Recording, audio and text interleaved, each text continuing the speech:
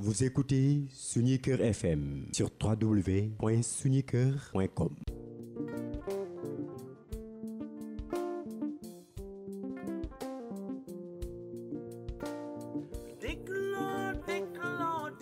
Sunuker FM. Sunuker FM. Seeni kër laa.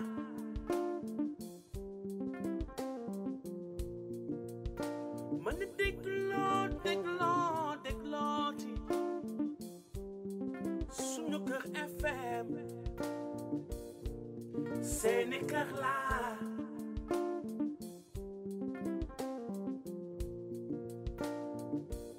Tax ba ñëpp di waxtaan ci Sénégal suñu réew.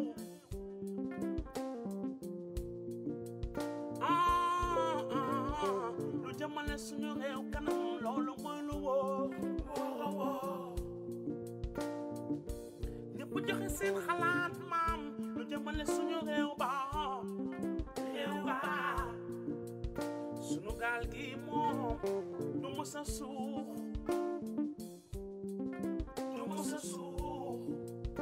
Man di dégloo di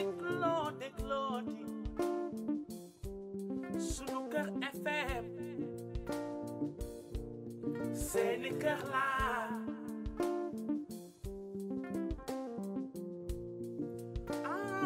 Sama gaa ñi dégloo di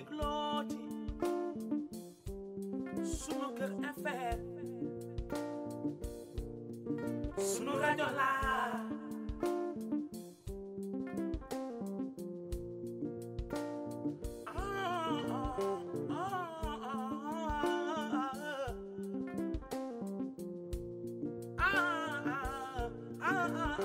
Sunu rajo laa. Sunu rajo laa.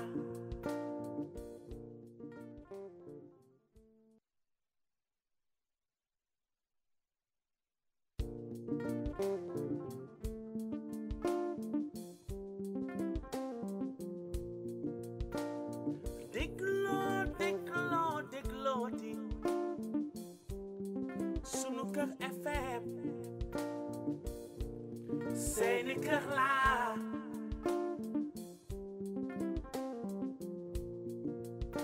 Man di dégloo ci Sunuker FM. jaajëfal leen di leen taatagal waaye tam di leen nuyu ci fi nga xam ne mooy Sunuker FM ci biir seen émission Sunuker matin di leen ziar bu baax a baax di leen jox seen wàccuwaay fépp waaye nekk rek ñeneen la jàpp loxo di la nuyu di la wax asalaamaaleykum wa rahmatullah di leen jaajëfal bu baax a baax di nuyu ñi nga xam ni ñi ngi si internet bi suñu internet yi ñiy seetaan via suñu page Facebook wala YouTube ba ci sax suñu plateforme www.sunuker.com www.sunukerfm.com ak fépp fu waay mën a nekk rek di leen wax ne mën ngeen am seen application via App Store wala Play Store di ko jaajëfal bu baax a baax moom suñu grand frère Ndiawar Diop depuis Los Angeles Californie di ko ziar bu baax a baax di ko jox wàccuwaay itam waaye itam di nuyu famille bi yëpp moo xam soxna si ba ci njaboot gi ñoom ñëpp ñu ngi leen di nuyu di baax a baax di leen jox seen wàccuwaay di nuyu Elimane mi nga xam ni tey mooy sama technicien bu ñaawul bi nga xam ne bis bu yàlla sàkk mi ngi may defal lu am solo waaw ma ci yëg sama bopp tey bësam la di bésu anniversaire am daañu ci ñëw ca cappaandaw ga waaw di ko souhaiter un très bon anniversaire moom Eli Birahim Ka borom l'homme aux deux galons waaw mi ngi noonu borom ñaari mbagg yi borom ñaari tànk yeeg borom ñeenti tànk yeeg borom ñeenti loxo yi waaw këñ maa ngi koy ziar bu baax a baax Eli Birahim ne ko suba si. maa ngi fi soxna Ndeye Marie Dabo maa ngi lay nuyu di nuyu bépp auditeur rajo Sunuker FM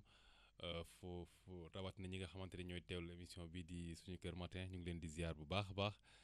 di leen laaj seen jàmm yaram macha allah ndax yow ngeen ak jàmm ñi nga xamante ne ñoom ñoo feetoo ci diwaanu l'Afrique de l'Ouest ndax yow ngeen ci jàmm. ak ñi nga xamante ne jamono ji ñu ngi ci bëccëg aussi ñu ngi leen di ziar bu baax a baax xam nga ne adduna bi noonu la tëddee am na ñoo xam ne jamono ji ñu ngi ci guddi. ñoom ñëpp heure bi nga nekk rek ñu ngi la ci nuyu di la ziar bu baax a baax di la ñaanal jàmm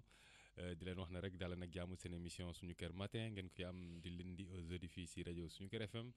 ngeen ñuy déglu ci www.sunuker.com wala ngeen ñuy déglu seen application téléphone yaa xam Android nga yor wala iPhone boo demee Play Store wala Apple Store rek nga téléchargé ko gratuitement mu nekk sa téléphone nga koy déglu macha allah mu neex lool leer lool te tiisul ci téléphone. am na solo kon ñu ngi leen di ziar bu baax a baax ñu ngi nuyu Ndiawar Diop di nuyu 5 continents yëpp rajo bi yegg na fa ñu ngi leen di nuyu di leen ziar bu baax jërëjëf. mi ngi noonu di ko jaajëfal bu baax a baax waaye nag tey auditeur dañ may xaw a jikkal ndax soj mi daf maa bàyyiwul ba léegi yow Elimane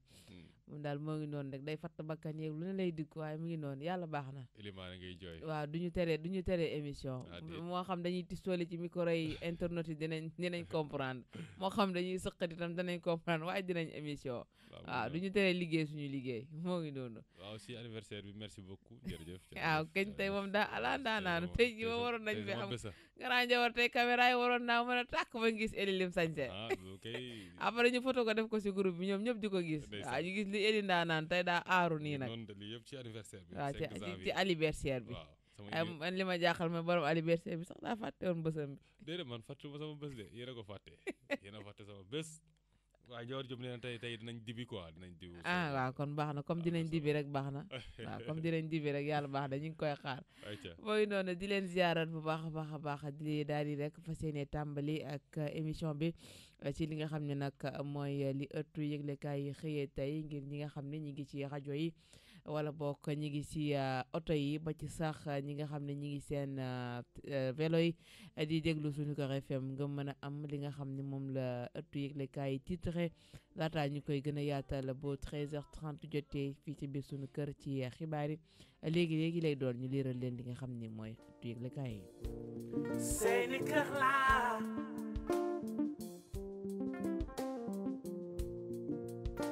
mën a dégloo ci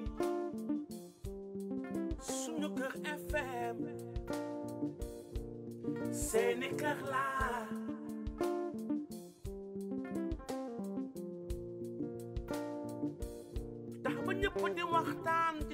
lii ëttu yëglekaay yi xëyee tey fii ci biir réew ak bi ci réew dañu koy dooree ak 24 heures yéenekaay bi nga xam ne nag wala bokk libération bi xëyee ci xëtam bu njëkk ak li nga xam ni nag mooy revenu yi Sénégal di am wala bokk yi ñuy jox li di autoroute bi nga xam ni moom lañu nekk foofu waaye itam contrôleur technique ak administratif yu oto yi foofule ci autoroute bi booy xool nee na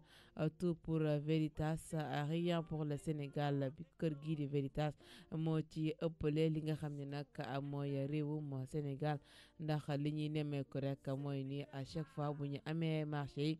li ëpp ci pourcentage yi ci réewum Sénégal lay dem mu ne malgré plusieurs relances Veritas s'abstient depuis 2017 à s'acquitter du versement des redevances d'investissement et d'exploitation centre de contrôle de Diamniadio ak li nga xam ne mu ne une légende après un avenant signé depuis le 26 janvier 2016 Veritas a manqué à ses obligations à la fois financières et techniques, fustige l'ARMP qui brandit une cause justifiée de rupture de la convention après une mise en demeure mi ngi noonu Veritas limite yi gagné moo ëpp rawatina foofule ca pôle bu Diamniadio ak autoroute bi nga xam ne nag ci la oto yi di jaar ñu wax ak 24 heures yéenekaay yi bu xëyee ci xëtam bu njëkk ak kii di Baba Diawo mi nga xam ne nag mi ngi daal di xamle ay ñeenti dëggam ci ñeenti anam yu wuute moom Baba Diaw loolu la daal di xam ne waaye itam ci xëtam bu njëkk ba tey mu ne plus de 50 milliards par an jëm ci wàllum Veritas mu ngi noonu moom la ñuy am ci contrôle yooyu noonu la ñu jigee ci li nga xam ne mooy 24 heures dem ak réew mi quotidien mu nga xam ni mi ngi wax ak interdiction de transport à Dakar ñi nga xam ne nag ñooy ñaari roue yi ñoom dañ leen di aaye ñuy def li nga xam ni mooy vélo taxi ndax kuñ ci jàpp rek di nga ci am ay problème ba tax ñoom ñii lee daal di nag fépp xam li ne nag li ñuy def du lenn lu dul daan seen doole dañ leen war a bàyyi ñu def ko ci anam ba mu waxee remboursement de dette jëm ci wàllum terre il faut plus de 50 milliards par an at bu yàlla sàkk plus de 50 milliards ci suñuy koppar la ñu war a rembourser lii di construction terre bi gannaaw ba mu noppee ñu wax ak l'exclusive yéenekaay bi xëyee ci xëtam bu njëkk kii di Mary Teuw Niane ak Mansour Faye sous les traits d'un voleur mi ngi noonu ñoom ñaar dañoo jàpp ni ay luubalkat leen waaye itam ay ñoo xam ne rek dañoo teguwul ci yoon mentions à gogo voiture de luxe milliardaire en un temps record ñoom ñaar ñi l'exclusive yéene kaay daal di xamle inauguration du port du futur ba tey ñi ngi ci wax le chef de l'État a fait dans la légende mi ngi noonu l'histoire de géeju ndaayaan continue mi ngi noonu temps xale boo moytuwul moom la ñu daan nettali Le Soleil yéene kaay daal di xëy ak ñoon ci xëntam bu njëkk nataalu président ak kii di Kalidou Koulibaly muy jël drapeau bi ci loxoy njiitu réew mi ngir rek dem fa nga xam ni mooy Cameroun waajal lii di Coupe d'Afrique des Nations Le Soleil yéene kaay buñ ci jigee dañuy wax ak Dakar Times bi nga xam ni mi ngi xëyee ci xëtam bu njëkk ab nataalu benn soxna mu ne maux de tête courbature tout irritation de la gorge etc un mélange de Covid et de grippe mi ngi noonu ñi nga xam ne fan yi dañuy faral di soj seeni baat yi di xasan wala sax ñuy grippé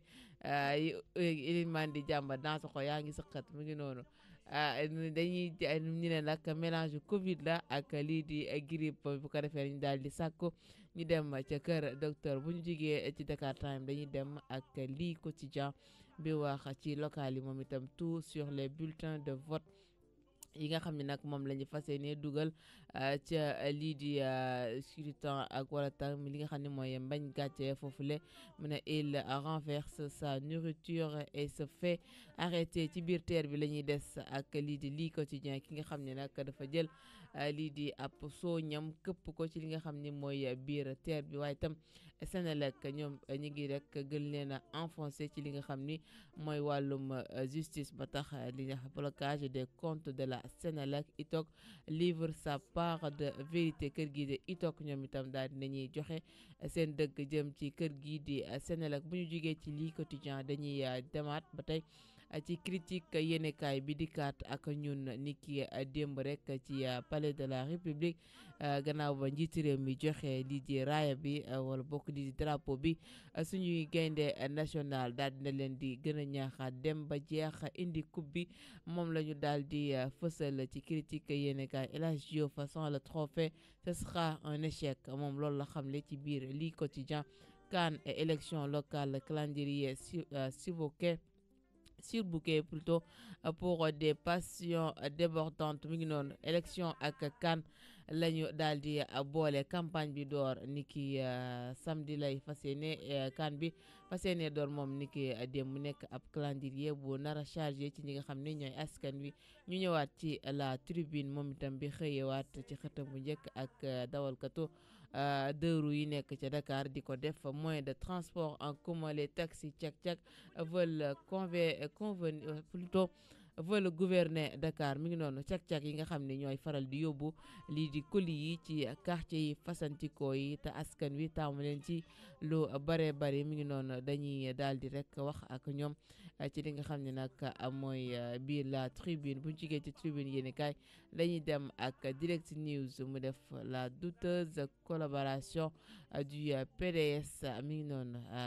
collaboration diggante PDS ak ay jege ñaaleem daal nañ ci indi ay nga xam ni mooy ay doute wala boog ay jeexi jaaxa moom la direct news daal di xëyee ci li nga xam ne mooy xëtam bu njëkk waaye beneen ci wàll ga mi ngi wax itam ci gaynde yi Sénégal ak bi nga xam ni on réclame la coupe moom la ñu daal di titré ci li nga xam ni mooy lii di xëtam bu njëkk ci PDS ba tey mu ne le PDS absent au front malgré ses 135 listes rejetées. Wallu n'a pas contesté ni fait beaucoup de bruit contrairement à Yewwi Askan Wi mu ngi noonu waa PDS wàllu askan wi lañ daal di def coalition waaye seen 35 listes yi nga xam ni rejeté nañ ko ñoom defuñu benn biir bi contrairement à Yewwi Askan Wi moom waa député bii di Waré Sarr mu ne a été bombardée présidente d'une commission parlementaire de la CEDEAO à l'UA bu ñu jugee ci direct news dañuy dem ak enquête yéen kaay capital bataille diggante élection locale yi ak yi nga xam ni moo ci nara xew mu nekk ab jongante bu nara am solo ci élection locale yi ñu dëgmal mu mel ni ay fan yu néew rek moo ci daal di des bu jugee ci enquête yéen kaay dañuy dem ak Vox Populi bi xëyee ci xëtam bu njëkk moom itam ak gayndey Sénégal ak njiitu réew mi mu ne le gros pressing de Macky Sall sur les Lions coupe la ñu wax mën ngeen ko waay daal di wax rek ca wet ga Sadio Mané mu ngi noonu nee na coupe la ñu soxla mën nañ ko donc ab ñaax bu mu jox soxla kii di gaynde yi waaye tam ab genre pressing boo xam ne teg na ko seen kaw bu ñu jigee ci Vox Populi dañuy dem ak l'Observateur bi xëyee ak Moustapha Niass mu ne un départ retraite compromis mu ne le secrétaire général de l'AFP les textes et le congrès initialement prévu au premier semestre 2022 moom Moustapha Niass di njiital assemblée nationale dafa war a dem retraite mais retraite boo xam ne nag dafa xaw a compromettant ci ñi nga xam ni moom moo jege ñaala waaye itam ak moom mi nara dem bu ñu fa jugee dañuy dem ci le Témoin quotidien bi nga xam ne mi ngi xëy ak ñun ci xëtam bu njëkk ak Covid annule le vol des Lions mi ngi noonu lii di gaynde Sénégal lii di Covid-19 dafa annulé seen vol mu ne il devait quitter Dakar cette nuit pour le Cameroun waaye ci affaire de contrôle wàllum Covid-19 moo tax seen vol boobule décollé wut jëm fa nga xam ne nag mooy fële ca Cameroun bu ñu jugee ci le Témoin dañuy dem ak source a bi fëtël ci xëtam bu njëkk ci genn wàll gi kii ci Diagne Fada ak ki nga xam ne nag mooy président Macky Sall le dernier décompte jëm ci élection locale yi mi ngi noonu moom Diagne Fada mu ne bataille rangée entre promo Modou Diagne ak ki nga xam ne nag mooy jeune à Darou Rahman plusieurs blessés dafa mel ni ab affrontement moo doxoon na ci diggante ñi faral kii di Diagne Fada ak ñii di nekk ca ndaw ya nekk foofule ca Daaru Rahma ba am ci ñi nga xam ne nag ñoo ci am ay gaañu Macky Sall ba tey affiche le grand ñàngal et exige des Lions la coupe un point un tiré mu ngi noonu décision ferme la daal di jël moom mi ci li nga xam ne mooy gaynde Sénégal ba tax sax mu indi naataangoom boobule di Jammeh et compagnie en sursis mi ngi noonu ñu daal di koy waxal ak L'As quotidien ba tey bi ñëw ak ñun ci gaynde yi Sénégal battez-vous pour nous ramener le trophée mi ngi noonu moom la njiitu réew mi ba tey fasal ci li nga xam ne mooy L'As quotidien ak gaynde Sénégal yi war a jongante ji foofule ca Cameroun bu ñu jigee ci L'As dañuy def ak l'évidence yéenekaay dem ba jeex indi coupe bi mi ngi noonu moom la daal di fayal fësal ci xëtam bu njëkk waaye ci geneen wàll ga mi ngi wax ak Sicap Liberté les partisans de Niania Touré répondent à l'appel de Zahra Iyane Thiam bi nga xam ni moom itam dafa fas yéene samp ndëndëm ci mairie bu Sicap Liberté 3 ñu jóge fa dem ak Walf Quotidien bi ñëw ak ñun tamit ci local 2022 yi ce qui va déterminer le vote muy mel ni genre question la ko daal di wax ana lan mooy déterminer li nga xam ni mooy vote jëm ci élection faluk mairie yooyu la ñu jigee ci li nga xam ni mooy Walf Quotidien dañuy dem ak le quotidien bi wax rek échange musculé entre Abdoulaye Baldé Sonko fait preuve d'ignorance Bassirou Diomaye Faye moom itam daal ni Seydou Sané et Baldé non pour programme que des invectives moom mi nga xam ne nag moom bokk na ci ñi nga xam ni mooy politiciens yi nekk foofu de xam na ni nag kii di Sonko mi ngi def benn preuve d'ignorance maanaam dafa daal di fenetal yenn ci ay mbiram waaye itam Bassirou Diomaye Faye moom itam nee na kii di Seydou Sané ak Abdoulaye Baldé seen programme nekk na loo xam ni mënuñ cee sukkandiku ba teg ci loxo bu mu jugee ci le quotidien dañuy dem ak le mandat bi di wax nag ak l'heure des arabisants a-t-elle sonné ñi nga xam ne ñoo nekk ci wàllum diine ji ndax seen heure dafa jot muy ay analyste politique fii ci biir Sénégal ab laaj daal di samp ndax seen heure dafa jot walam déet luñ ci mënte am daañu ko topp buñ ci jugee ci le mandat dañuy dem ak bés bi le jour moom itam gaynde Sénégal la fësal ci nataalam waaye itam ca wet ga ak kii di njiitu réew mi Macky au Lion la coupe point final mi ngi noonu moom la daal di joxe dëggal ay kàddoom mu ne les présidents africains la CAN Collé Ardo Sow tailleur des Lions Ismaïla Sarr dans le groupe le départ des Lions reporté à ce mercredi 3 cas de Covid clouent les Lions au sol mi ngi noonu ñetti cas lañ déterminé ci ñi nga xam ne ñooy gaynde Sénégal ak staff bi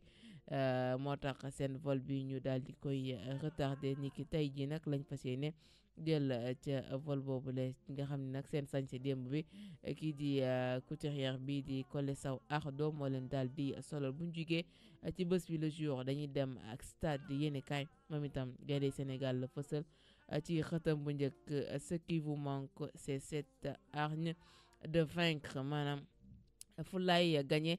moom la gaynde yi manqué moom la stade yéen kaay daal di fësal ci xëtam bu njëkk bu ñu fa jugee dañuy wax ak fi nga xam ni mooy coupe d'Afrique ba tey mu ne la coupe et rien d'autre moom la sport plus moom itam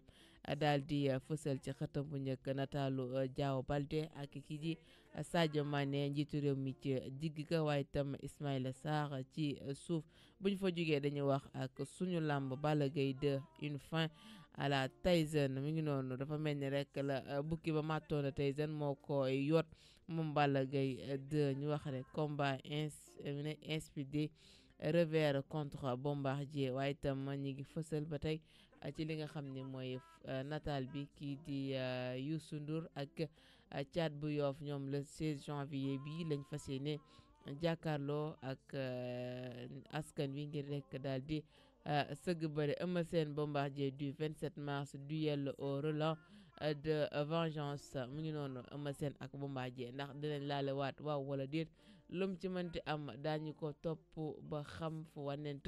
di mujjee ki ay gëtam mu ngi noonu lii la ëttu yëglekaay yi fii ci biir réew mi xëyee tey ci seen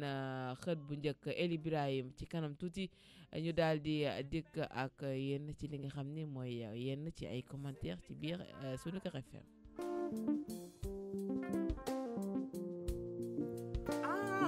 Sama gaañi dégloo déglooti Sunuker FM sunu rajo la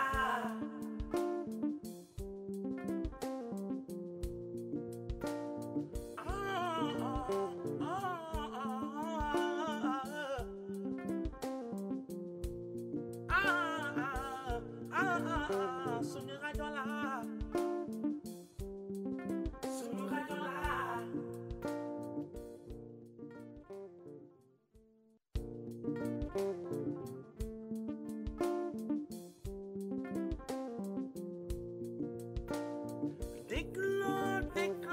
déglooti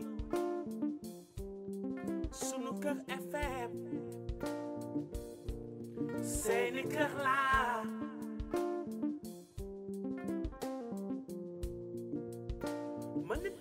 dellooti fii déglooti Sunuker FM seeni kër la kër gi yaatu na fu waaye mën a nekk rek mën nga am nga fi place waaye itam di wax ñi nga xam ni bëgg nañu fësal seen njaay mooy itam bëgg nañu fësal seen visibilité pour rek accompagner li nga xam ni mooy rajo sunu Kër FM suñuy buntu ubbil nañ leen ko sunu service commercial bi mi ngi fi waaye itam li nga xam ni mooy suñu numéro de téléphone mi ngi fi 33 936 33 33 ngeen mën di ko am di participer ci li nga xam ne mooy émission yu fasantikoo yi wala sax via Skype bu fekkee yéen a ngi ci yeneen gox-goxaat yi dañu koy dalal moom Cheikh Tidiane Dansokho tey daa biddanti la daloon Elimane démb moo ko dal tey daa biddanti Elimane yow déggal Cheikh Tidiane Dansokho en tant que célibataire international recherché par Interpol ngay jug di biddanti pourquoi ça Elimane sax mën nañu comprendre mais yow non dara waru la grippe bee ma jàpp grippe bi moo ma sonal. dee nañ grippe bi léegi daa jaxasoo Covid bi de. mais man sama vaccin bi man kon jëriñu ma dara. mu ngi noonu de dee nañ daa jaxasoo Covid bi de. vaccin bi ma vacciné nii jël Johnson and Johnson bi. est-ce que def nga deuxième dose Johnson and Johnson. Johnson and Johnson benn dose la ku jël deuxième dose ñibbi. ay ñu ngi lay ziar. maa ngi lay delloo ziar Ndeye Marie Dabo di jégalu ci retard bi di. nuyu suñu grand Njawar Diop foofee ca Californie di ziar Eli Ibrahim Ka di ziar auditeur ak auditrice ci seen troisième numéro ci seen suñu kër FM ci seen émission suñu kër matin di nuyu di la jaajëfal ci revue des titres bu am solo bi nga xam ne moom nga def tey nga xam ne à la une yëpp ci remise de drapeau de nos lions pour ñu war a assister foofu ca Coupe d'Afrique bi nga xam ne war na door niki dimanche bii ñu war a dëgmal yemoo ko 9 janvier ci atum 2022 di leen ñaanal bonne chance comme ni ko président de la république Macky Sall waxee coupe la ñu bëgg bii pa mu ngi doon ci loolu sax kii di Eli Ibrahim daal dina ci def benn élément bu am solo ci discours bi nga xam ne njiitu réew mi tenir na ko démb foofulee ca palais bu jàppandee rek dañu koy daal di déglu daal di ñëwaat ci li nga xam ne mooy commentaire yi.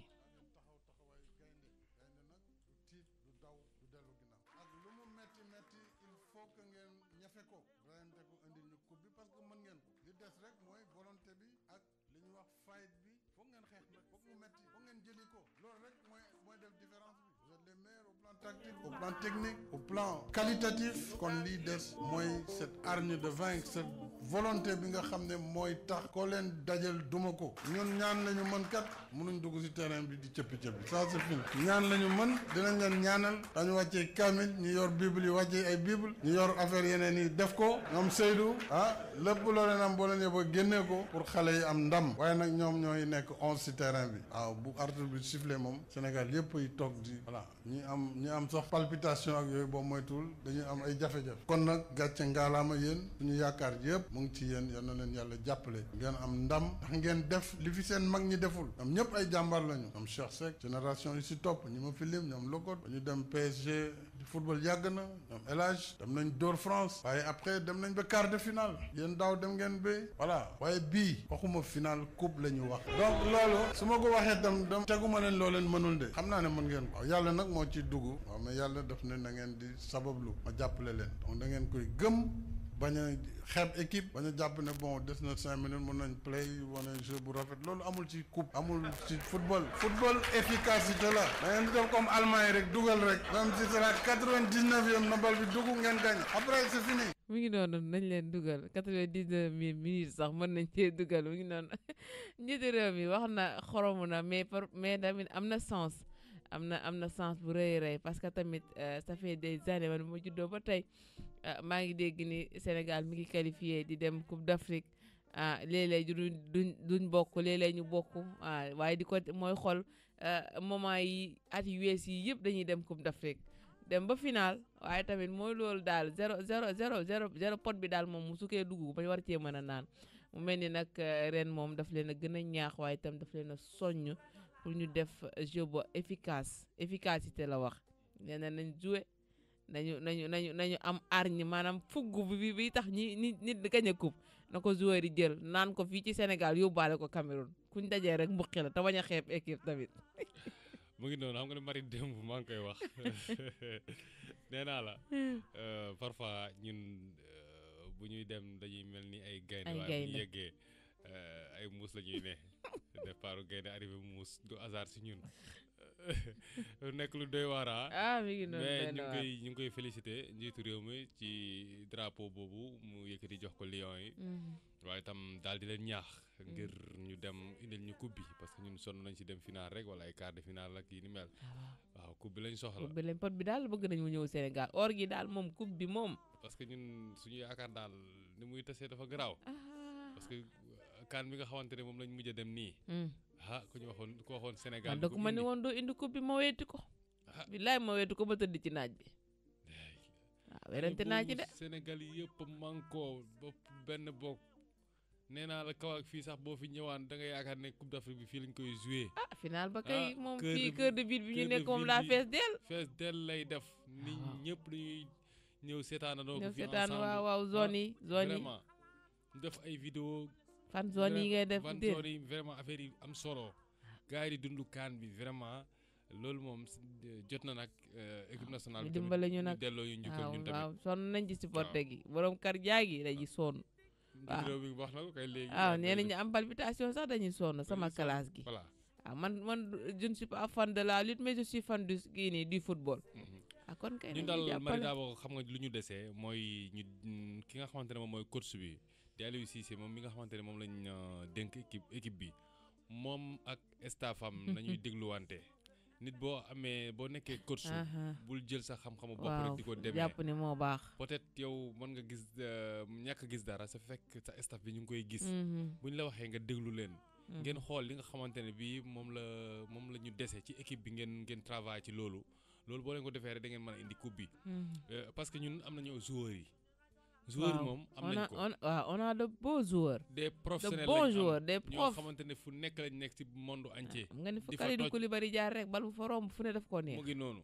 Sadio Mané chaque match bi passé rek taal na kër gi waaw mu toj foofu noonu ci caaxi Liverpool xam nga waaw Gana Gueye di def loolu dara jarut Paris ku nekk xam na ne Angleterre football fa la gën a métti billaay fa la neexee sax nag kon boo amee ay joueurs boo ko travaillé rek da nga am équipe mais nag parfois ñun dañuy jaawale entre équipe ak joueur man nga am ay joueurs te fekkee amoo équipe mooy loo xamante ne dafa suudee ñu déggoo ku nekk xam nga sa morom fu mu taxaw bali di dàqi gauche ak droite ngeen ni am njaay di indi jóob am cohésion cohérence dans le jeu am ay attaquant yoo xam ne dañoo pare di féroce football bi ñëwee rek xam nañ nan lañ koy lijjantee ba mu dugg si biir caax yi njiitu réew mi nee na leen ñun bëgguñu football bu rafet nee na coupe la ñu bëgg bi yoon nañ mel ni Allemagne waaw di dóor rek ñoom amuñ ci négocier ñoom dóor rek di calcul naan nañ def nii 90 minutes nangam loolu amul benn sens occasion bi boo leen ko amee dina dugg ci biir caax yi waaye yor bal bi di xalaat maram ci turbine bi vraiment doy na waar daa soxo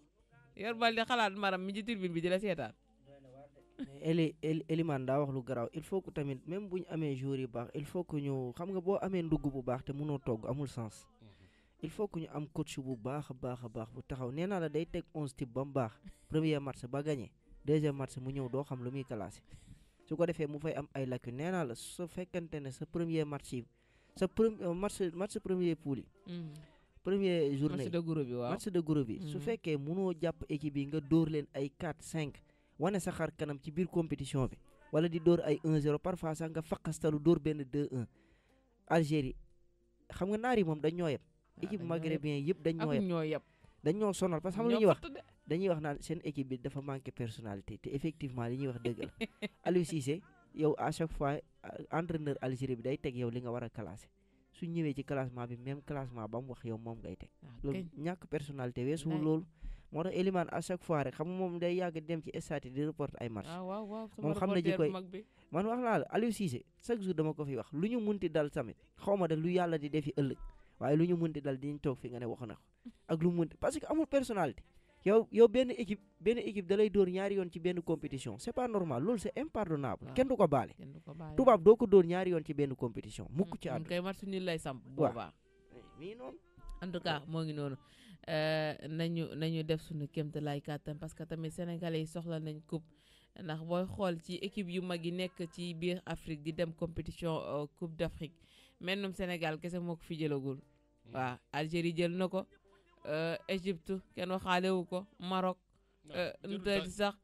Cameroun moom kenn waxaalewu ñaata yoon la ko jël Nigéria ak ñoom Ghana ak ñoom ñoo ñëpp waaw ba ci Zimbabwe gu dee gi xaw ma Namibie gu dee gi jël nañ ko waaw mu ngi noonu ndax tey Zambie plutôt ndax tey bu demee ba Comores qualifié Coupe d'Afrique xam nga ni yaa changement yaa angi suuros en tout cas ay Mauritanie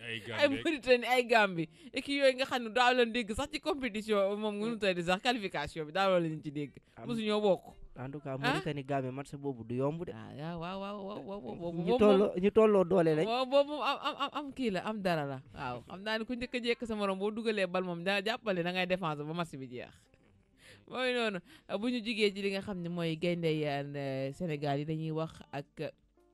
cag-cag yi nga xam ne ñi ngi ci réew mi léegi nekkatul sax Dakar kese mais ba ci yeneen région yi léegi am na ay cag-cag soit dañuy transporter ay nit wala ñuy transporter ay marchandises yóbbul ko à destination nga fay leen mais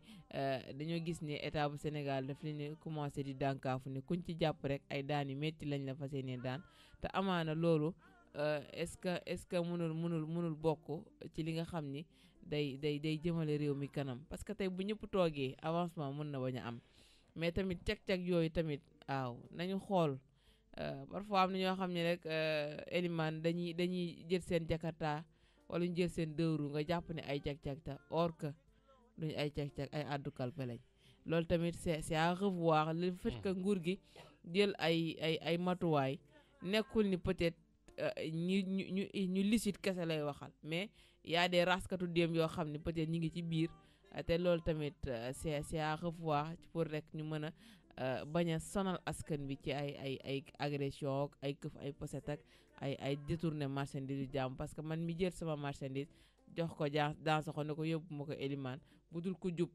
xam nga wala fekkee amul ci bonne intention mën na jàdd ak marchandise mi dem jaay ko feneen boobaa man maay perte ndax boobu encaissé naa xaalis te faaw ma livrer marchandise yu jàmbur. Marie Dabo maa ngi lay gërëm bu baax a baax di nuyuwaat bu baax a baax ñi nga xamante ne bii ñu ngi doog a jàpp rajo bi di leen wax rek yéen a ngi déglu seen émission suñu kër matin fii si rajo suñu kër FM ngeen ñuy déglu si www.suñukër.com wala ngeen ñuy déglu suñu application yi Play Store wala Android ñu ngi leen di ziare waat bu baax a baax comme ni nga ko waxee rek cag-cag yi. dafa am région yoo xam ne mën nañ daw moto Jakarta wala moto taxi. dafa am région yoo xam ne mën nañ koo daw mais boo demee Ndakaaru dafa xat. loolu xeju fa. moo tax gouverneur bu Dakar Alassane Sall daal di génn ne loolu permettrewul kenn muy daw foofu noonu moto taxi. xam nga Dakar nu mu xatee. waaw embouteillage ba fa. bu fa yokkee ay bariwaayu moto loolu mën na jur beneen jéeye. waaw. ñoom nañu yem rek ci li nga xamante ne bii ci lañ nekkoon mooy dem di livraison parce que am na ay association yoo xam ne ñu ngi foofu noonu créer seen i entreprise yoo xam ne pour livraison à domicile pourquoi pas ñoom ñu continuer ci loolu noonu def loolu noonu loolu bu ñu ko defee duñu am benn problème mais kantaa di yëpp ay nit di dugg ci biir embouteillage bi di daw vraiment loolu dafa am ci ay régions yu mu xëj tey Kaolack fii yaatu na macha allah fii kenn mënu fee interdit ay moto Jakarta ak moto taxi ak yu ni mel cag-cag waxaale wuñu ko yeneen régions yi tamit waxaale wuñu ko parce que régions yooyu yaatu na mais Dakar dafa xat te loolu nag la ki nga xamante ne mooy gouverneur bu Dakar daal di gis di Alassane Sall ne loolu nag jël na ci ay mesures am dootul permettre benn moto muy yebati taxi naan day dugg si biir embouteillage bi di dawal loolu nag am na ci raison bu baax parce que ñu bëri ci ñoom ñoo xamante ne bii amuñu permis waaw jàngunu daan mooy code de la route vraiment ñu bàyyi leen ñu yëpp ay nit di dugg si biir oto yi vraiment loolu tamit des na ko mën a seetaan ma Marie Dabo waaw war nañ ko mën a xoolaat de mais tamit d'une part bu ñu xoolee mën nañu interdire à ce que ñuy transporter ay nit comme ni ko Kaolack di defee Jakarta yi ñoom permettre nañ leen loolu parce que Kaolack yaatu na mbedd yi yaatu na télé bi du xat yenn xat yi donc te am na yenn endroit yoo xam ni Jakarta rek moo fu mën a àggale mais bu dul loolu day metti bu dee Dakar nag moom on est tous d'accord que ni dafa xat embouteillage moom ana finir donc mën nañu interdit ci cag-cag yooyu ñu transporter lii de ay personnes mais quand il s'agit de marchandises comme par exemple man ma nekk Sicap Mbao war a di livrer bagage biir Dakar donc embouteillage boobu temps boobu muy jël li ngay fay ci xaalis loolu yëpp nga jël ko cag-cag en moins de 1 heure de temps wala si benn une demi-heure mu yóbbu la sa marchandise livré la ko waa ji fay ko mu ñibbi loolu peut-être gouverneur ci appel lay doon wala luñ koy lancé la ñoom cag à l'endroit des cag-cag ñu xool nuñ toogee ak moom gisee ak moom wax ko na leen ko may parce que liggéey la c'est un travail xam nga moo gën ñu toog seen kër yi xëy boo amee am élimaan mu am ñaari galon xëy deful dara nga xëy daasa ko jox ko benn cag-cag ne ko dee ci liggéey di ci suturu yaak sa njaboot kooku boo ko xañee yaa ngi koy lor donc muy leneen bi mooy que ni ñi nga xam ne peut-être dañuy xaw a duñ leen mën a identifier parce que def ko lu bon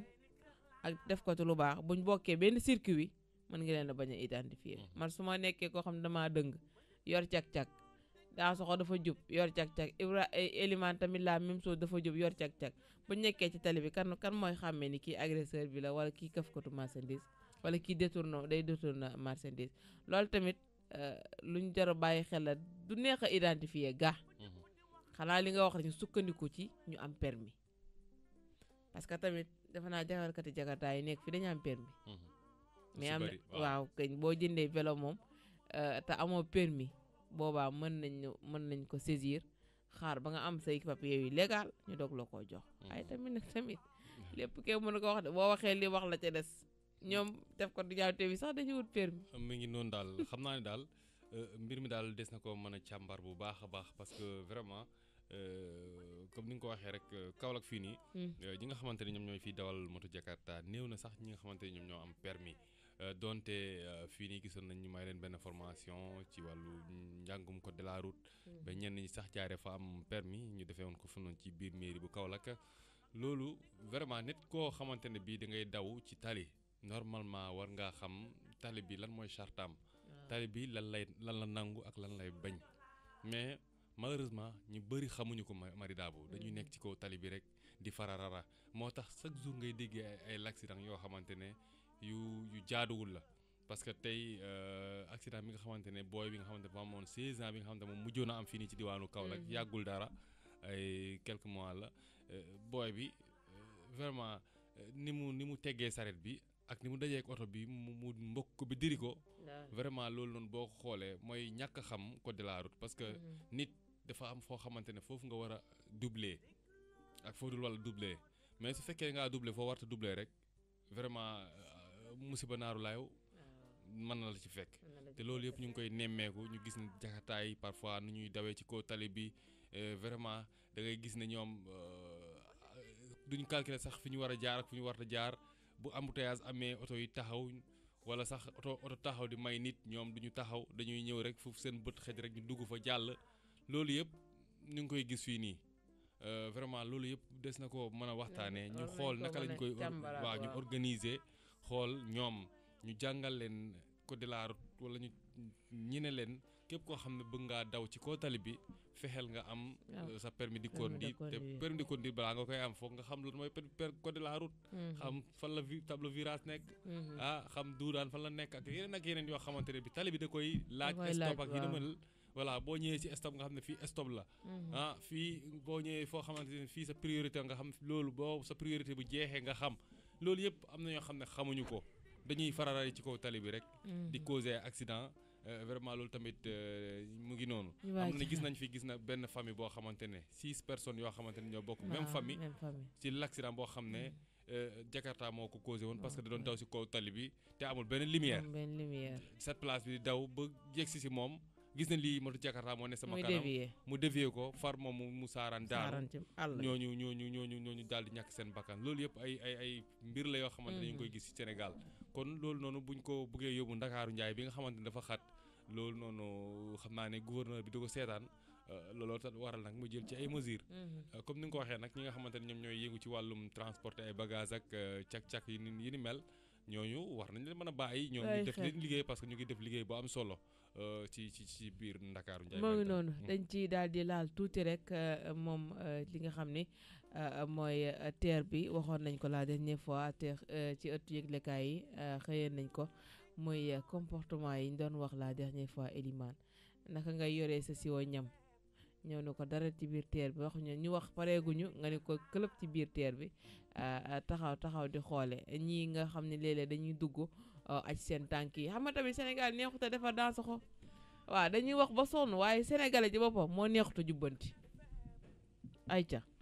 waa Ndeye Marie Dabo da nga laal benn question bu sensible maanaam sànq léegi ak Elimane li ngeen doon waxtaan mooy wàllub jagartaay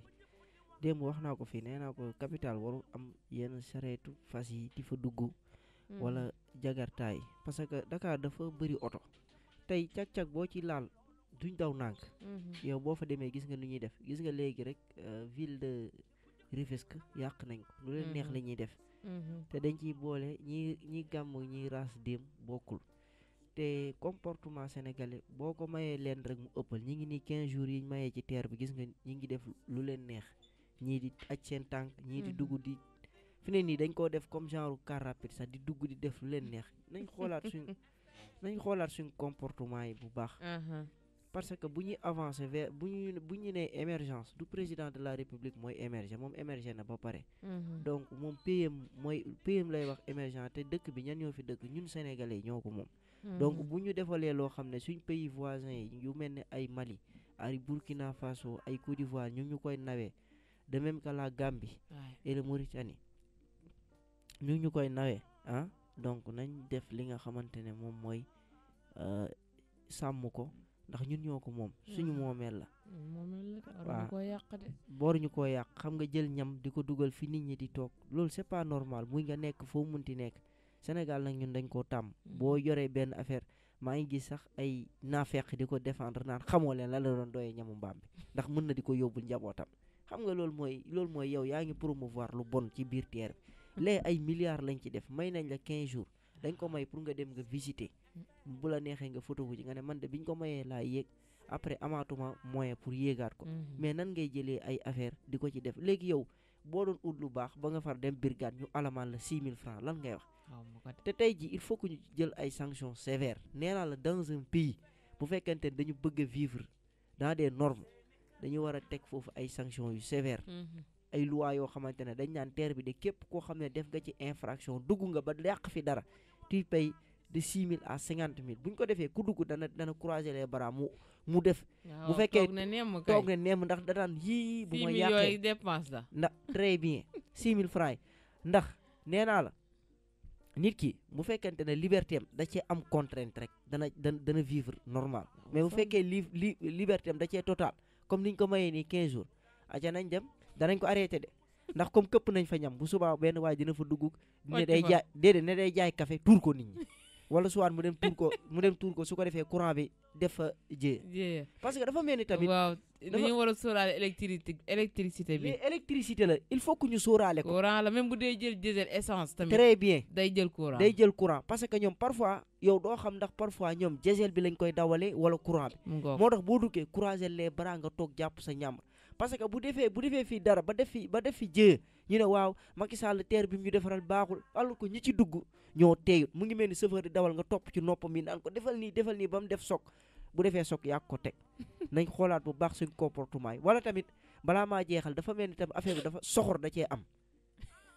benn soxor comme Macky Sall moo fi def terre te man bëgguma Macky Sall xaaral ma dugg saboote ñu filmer ma dugal ko ci réseaux sociaux yi su ko defee ñu ne waaw li mu def baaxul lii du moomeelu Macky Sall muy avion muy oto ak lu mu munti indi ñun ñoo ko moom ñun waa Sénégal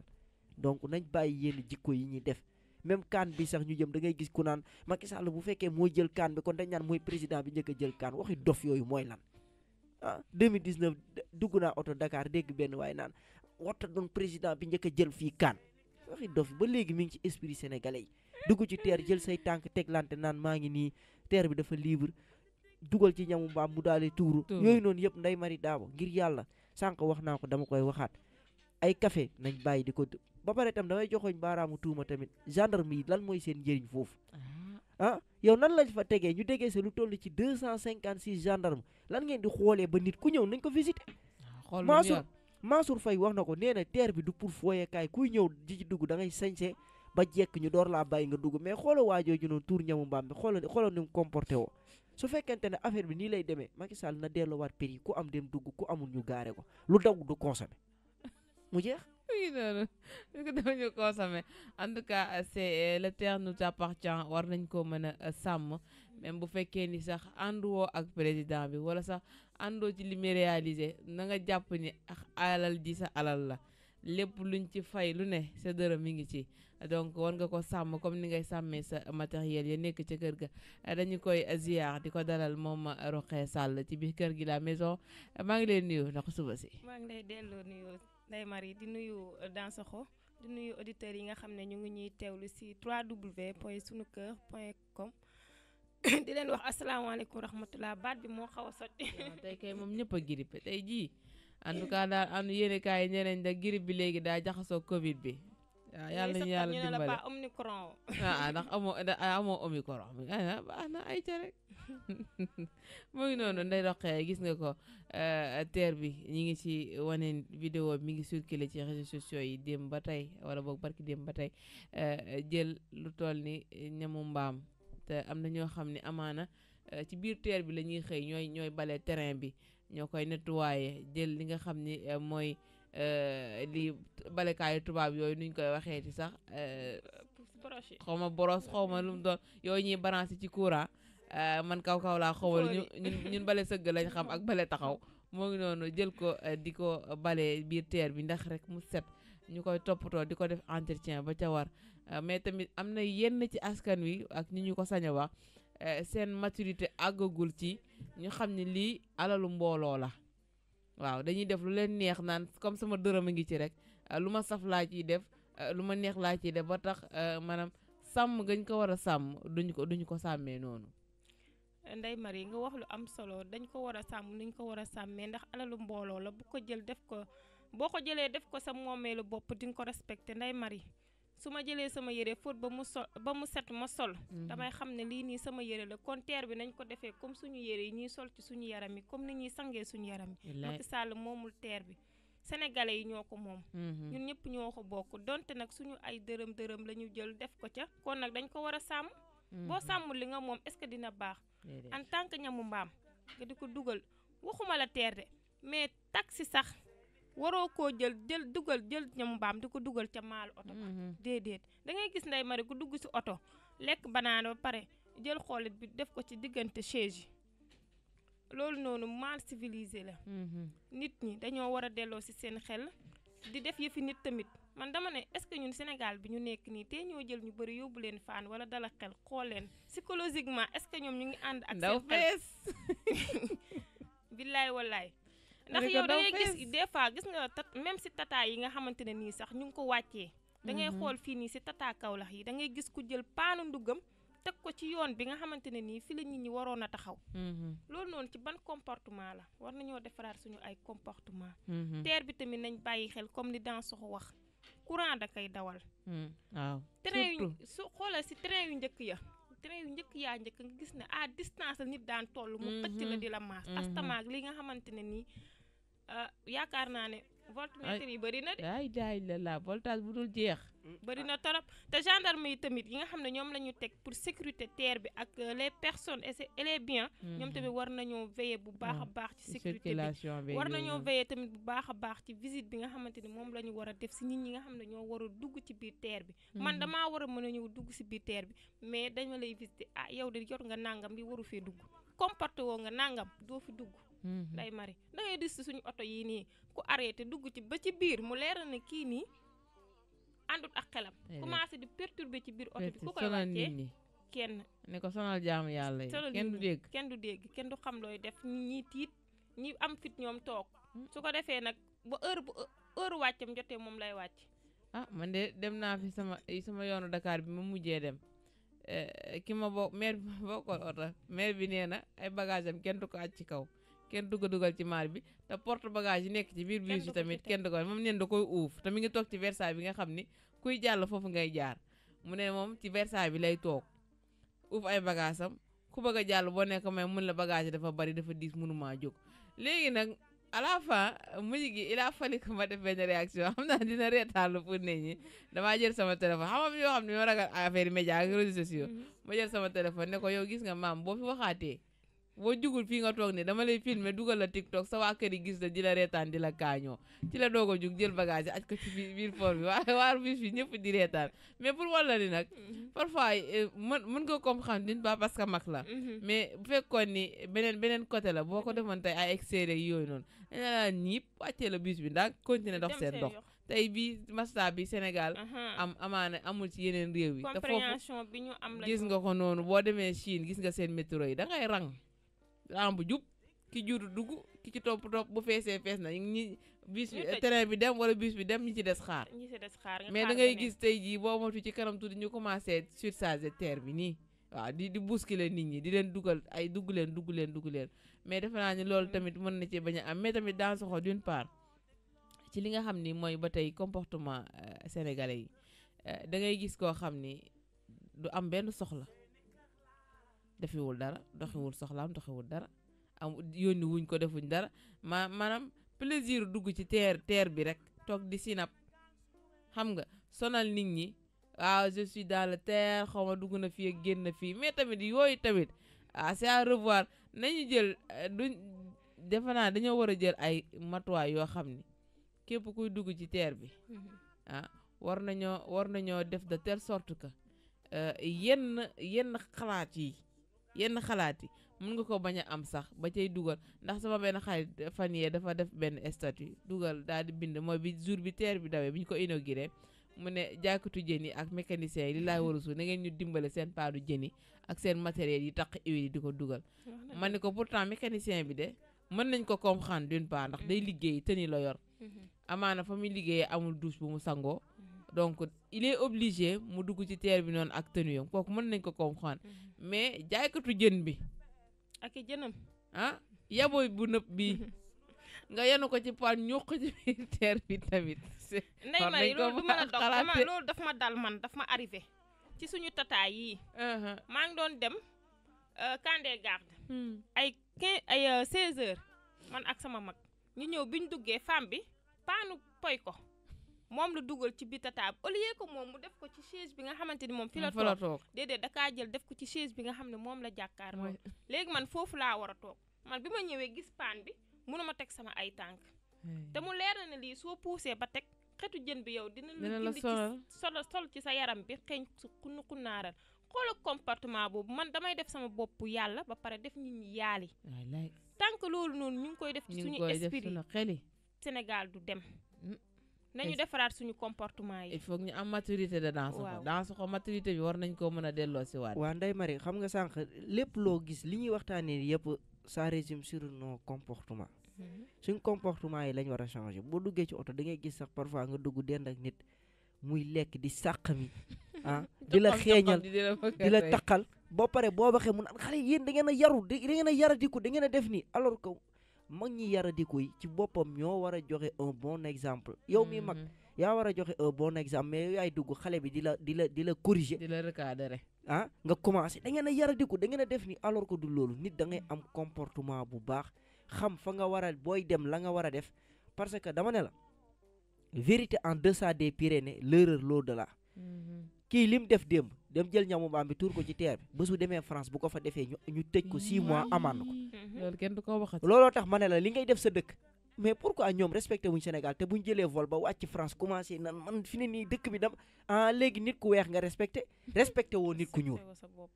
loolu xanaa xamoo loolu bokk sax ci personnalité doomu aadama loolu da ngay xeeblu sa bopp nit dafa war a respecté bopp mooy nga nekk Sénégal waroon naan sa ndox boo paree sànni ko ci mbedd bi parce que boo demee Europe doo ko fa def waroo lekk sa banaana sànni ko ci tali bi tey oto mën na kii war a jagataa dëgg ko daal di dérailler daal di dem fekk benn oto bu gaare mu mbëkk ko nit ki da nga war a am comportement bu baax une bonne éducation ma la sax léegi ci mujj bi may xëy si nii ci rajo bi nii jakartaamaan bi ma yeb daa naan kaasu kafem sànni ma ne ko lii moo tax nag kaloog du set mu ne ma dañ ko balekat yaa ngi ñëw ma ne ko mais yow fekkee ñiy bale ñoom ñoo ñëw di bale mais yow bul bokk ci ñiy taqal Ndeye Marie xoolal ma sama xaalis ak ci Ndeye Marie xoolal bu événement tabaski jotee mbedd yi la ñuy jàpp gas ko pour seen abaay da ngay gis koo xam ne da koy gas bu pare dafa am benn daam suñ koñ juy gis ñu gas benn buntu kër biñ feesee seen xar yi ba pare ñu jël der yeeg seen abaay yeeg yëpp daal di koy sotti ci pax mi kooku sañ sa ba jekk ñëw di ziyaare si far dugg ci pax mi ay xool loolu rek Ndeye Marie jesneer ba mu sol noonu la dem ñibbee wallahi azim keroog dama ma ne leen gis nga de yàlla mi ngi wane misaal mais boo defee la ngay def ba pare yow pare nga ay midi mais suul ko lan ngay wane ci lan ngay jël ay ñam ak lépp di ko tuur ci pax mi ak der yeeg yëpp négligence boo paree suul ko mu mel ni comme yow musoo tabaski mu jeex tàkk parce que nit ñi dañ lay ziyaare si parce que der yooyu bu fanaanee foofu xet gi dëkk da ngay amel ña nga say dëkkandoo ak wala nga sànni ko ci canal bi wala nga très bien wala nga jël ay bopp xar ay béjjunu xar dem sànni ko ci canal yi nga xam ne day évacuer ndox léegi bu ndox mi fattee nawet ñëw dugg sa biir kër nga commencé municipalité bi liggéeyut fekk yow tous defoo ko xam nga démb def nañ pose première pierre ci la fermeture des canaux à ciel ouvert xam nga démb madame la maire teg na première pierre del xool bi nga commencé tëj bu nawet dikkee ñu naan tijji canal yi ndox mi aw ci kenn xamul lan la bëgg kenn mën leen a satisfaire daal kenn mënut a daj seen gàmm réew mi Sénégal laa dëkk rek naqar Sénégal laa dëkk kese naqar en tout cas daal moo ngi noonu Sénégal laa dëkk rek naqara waaye tamit suñu réew mi dara dàq ko ndax neex na neex goo xam ni daal bu waay jubalee lu ne mën nga ko fee am waaye tamit parfois nga gis classe daa sox nga xam ni ñoom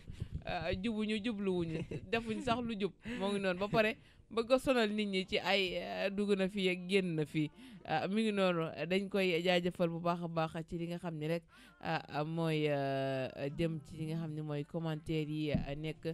ci biir li nga xam ne mooy li ëttu yëglekaay yi xëy tey laata ñuy entamé li nga xam ne mooy deuxième partie bi dañuy daal di jox Elimane rek mu dimbale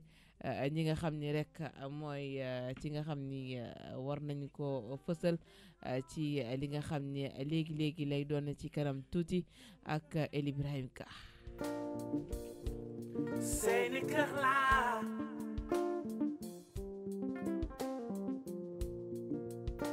mën a dégloo ci suñu kër FM seeni kër laa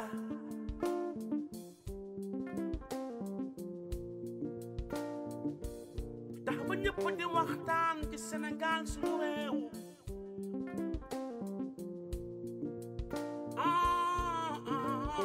lu jëmale suñu réew kanam loolu mooy lu wóor ñëpp joxe seen xalaat maam lu jëmale suñu réew ba suñu gaal gi moom du mës a suux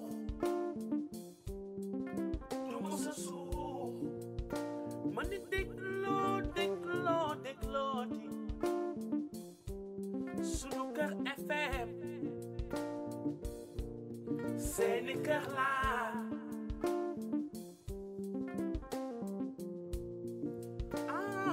sama gaa ñi déglooti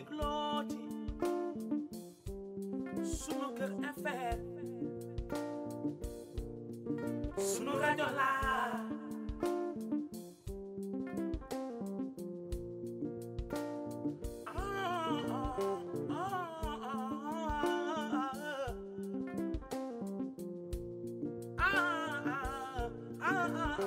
suñu rajo laa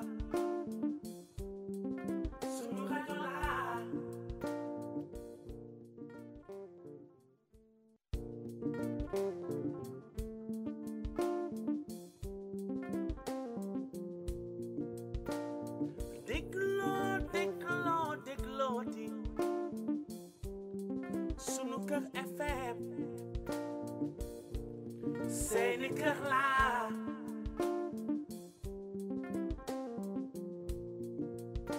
mën a déglooti suñu kër FM seeni kër laa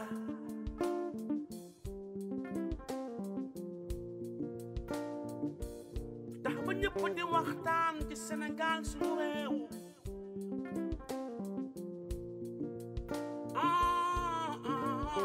lu jëmale suñu réew kanam loolu mooy lu wóor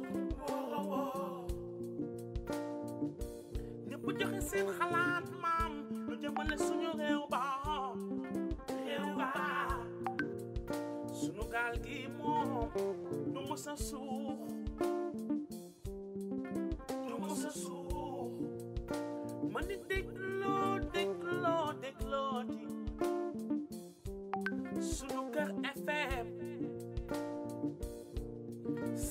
kër laa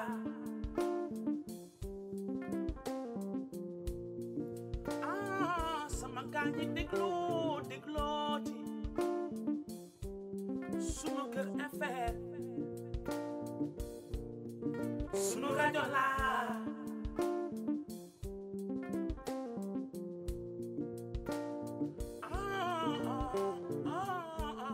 juróomi simili moo bootu ci juróom ñeenti waxtu soobu ci ñaareelu pàcc gi waaye laata loolu dañuy daal di jëli benn page publicitaire ñëwaat dellu si plateau bi laata ñu dalal suñu gan yi nga xam ni mooy suñu mbokk étudiants yi nekk ci ENO bu Kaolack université virtuelle du Sénégal léegi lañ leen di dalal gannaaw page publicitaire bi. Touba Maintenance Informatique numéro 1 en vente et réparation d'ordinateurs. Imprimante, photocopieuse, ci région bu Kaolack ak li ko wër ñoo leen di annoncer l'arrivée de nouveaux matériels, ensemble ordinateur fixe duo-core, ensemble ordinateur fixe dual-core, core RAM 4 Go, disque dur de 250 Go, écran 17 et 19 pouces. Ordinateur tout en un, core i5, RAM 4 Go, disque dur de 500 Go. Ordinateur portable, core i3, i5, i7 et accessoires, chargeur clé USB avec des prix défiant toute concurrence. Venez nous voir, nous sommes en face du lycée El Hadji Amidou Kane ex-Gambetta. ñëw leen seet suñu bu ngeen ñëwee xam ne ñun liggéey rek la ñuy def. waaw ñëw leen seet si directeur ba ma ne ko directeur noo tudd mu ne ma sant Serigne Touba ñu may wax Khadim Diouf ma ne ko luy sa numéro mu ne ma 77 356 93 22 wala 77 308 41 53 kon Touba Maintenance Informatique numéro 1 en vente et réparation d'ordinateurs. Touba Maintenance Service mi ngi noonu nag informatique di jaay lépp lu jëm ci wàllu matériel électronique ordinateur ba ci lu waay soxla rek boo fa demee di nga ko fa am di ko jaajëfal bu baax a baax Ibrahima bu ko defee dañuy daal di dalal suñuy gan ci biir kër gi la maison ci deuxième partie suñu kër matin ki ci njëkk di Moussa Ndiaye nekk président pédagogique bu université virtuelle du Sénégal ENO bu Kaolack waaye itam ak Ibou Amar moom nga xam ni mooy président bu ENO bu Kaolack secrétaire de la nga xam ne nag mooy ENO moom itam bu UVS moom danañ ci gën a ñëw de plus large dañu leen di bàyyi ñu nuyoo Ibou Ndiaye maa ngi lay ziar Moussa Ndiaye ayca Moussa Ndiaye yow waruma laa fàtte sax ndax sama nijaay Moussa la tudd ak si waaw ñu ngi lay fay. di la jaajëfal bu baax a baax ci teewlu bi ayca Moussa ñu bàyyi la kàddu gi nga nuyoo askan bi. asalaamaaleykum tout le monde maa ngi nuyu ñëpp di leen sant bokk auditeurs yi di nuyu aussi l'administration de l'UVS. tey jii bu ñu fi nekkee ñoom ñoo tax. ak aussi suñu bokk étudiants yi tous les membres du Benno et en présentiel monsieur le président Ibou Amar. ak tous les membres de ma famille aussi merci beaucoup. muy noonu Moussa mu nekk ki nga xam ni mooy président bu commission pédagogique bu UVS ENO bu Kaolack dañu koy telal moom itam kii di Ibou Amar moom itam di président bi maanaam nga xam ni moo jiite ENO bu Kaolack Ibou maa ngi lay ziar. ñoo ngi lay nuyu di la fay di la jox sa voilà ñoo ngi lay delloo nuyu. voilà di la fay. di nuyu téléspectateurs yëpp ak voilà tous les membres ici présents. voilà di revenir si soo ma ko permettre si présentation bi. voilà maay président ENO Kaolack d'ailleurs même maay secrétaire général FENA c'est-à-dire l'ensemble des ENO qui se trouvent au Sénégal. au Sénégal voilà mu ngi noonu. di ko jaajëfal bu baax a baax moom Ibou Amar bi nga xam ni mooy njiital ENO bu Kaolack waaye dañuy dooree moom itam ci li nga xam ni mooy Ibou di président bu ENO bu Kaolack ñu gis leen ni seen grève yi dafa commencé di répétitive ci li nga xam ni mooy ENO yi université virtuelle du Sénégal d'ailleurs sax man mii fa lañ ma orienté woon waaye damaa daw waa xaaral mu ngi noonu mais ñu gis ne grève yi ñu ngi commencé di répété wu au niveau national sax laay wax du doon Kaolack kese mais bi yoon comme Kaolack moo ñu concerné da ngeen a dem grève lan moo waral li nga xam ne tey moom ngeen di ñaxtu ba tax grève bi di successive lan moo leen métti yéen en tant que étudiant université yi. voilà merci pour cette question. voilà di commencer si première question bi nga posé c'est-à-dire lu tax grève bi di répétitif. voilà parce que maintenant voilà suñu université bi daa bëri problème parce que tout récemment déggoon ngeen fi problème mu machine yi voilà orienté étudiants plus de 50 000 étudiants à l'université virtuelle ñu dem ba 6 mois presque seen yeneen naataango yi nekk ci yeneen université yi di jàng alors que ñoom machine moo tax ñuy mën a jàng ak clé de connexion ak SIM alors que joxuñ leen ci dara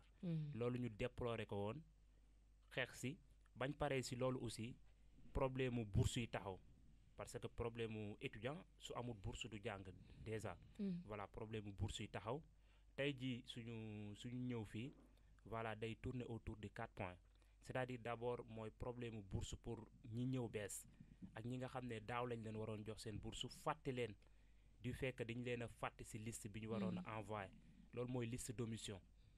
deuxièmement aussi mooy problème mu calendrier universitaire c'est-à-dire suñ calendrier bi c'est pas stable fixé wut diñ la naan tey ñëwal def ci examen suba ñëwal def ci examen loolu aussi ñun diñ koy déplorer parce que étudiant dans les règles voilà plus de 15 jours lañ la war a aviser pour nga mën a dem préparer examen parce que examen c'est pas du n'importe quoi voilà troisièmement aussi comme niñ ko waxee sànq problème mu aussi sélection de master yi pour ñi nga xam ne ñoo ngi P5 voilà am nañ beaucoup de problèmes pour ñu sélectionner leen presque moitié bi sa sélectionner wuñu leen ak aussi mutuelle de santé c'est-à-dire suñu mutuelle de santé bi nekk UVS voilà UVS administration daa jël xaalisu gars yi ba pare leeraluñ leen dara ci li nga xam ne voilà leeraluñ leen dara ci li nga xam ne moom la ñu war a jot c'est-à-dire jotaguñ seen carte amaguñ lu leer te seen 5000 francs moo ngi ci air bi ma bu ñu ñëwaatee ci li nga xam ni mooy kii orientation yi ak seen calendrier yi nga xam ni jàpp ngeen ne c'est pas du tout stable mais tey est-ce que yéen entamé ngeen ay démarches pour mu mën a remonter au niveau national ci ñi nga xam ne ñoo yor ENO yi ak étude supérieure bi pour ñu mën jàppale leen ci li nga xam ni mooy orientation yi ba yéen fépp fu ENO nekk rek ñu ngeen defandoo benn examen benn date ak benn jour boo xam ni ENO yi ci Sénégal gi yëpp ñooy bokk li nga xam ne mooy examen yooyu au lieu que Kaolack di def le 2 fee di def la 5 fee def ndax yéen information yi ni mu war a jàllee exactement démarche yi mu laaj yëpp def ngeen ko pour ngeen mën a am ay calendrier yu stable. bien sûr parce que ñun en tant que président voilà rencontré nañ 2 fois le ministre même c'est Omar Anne le ministre de l'enseignement supérieur de la recherche et de l'innovation bañ ko rencontré devant le coordinateur dañoo accepter à ce que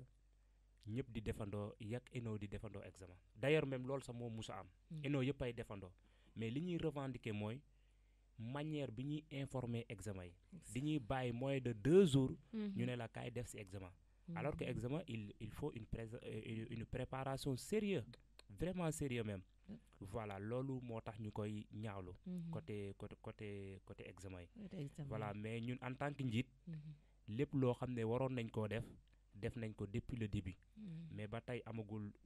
osons le dire ay remédiation par rapport à ça daañu ñëwaat ci moom ki nga xam ne mooy Ibou Mar waaye dañuy ñëw ci ki nga xam ne mooy Moussa Ndiaye di président bu commission pédagogique yow en tant que président bu commission pédagogique maanaam di jëm ci wàllum njàng mi ak yi nga xam ne ñooy ànd ak li nga xam ne mooy accompagner études yi yow tu es en charge de ça tey yéen en tant que ci commission pédagogique bi lan ak lan ngeen jàpp ni bu ngeen ko tegee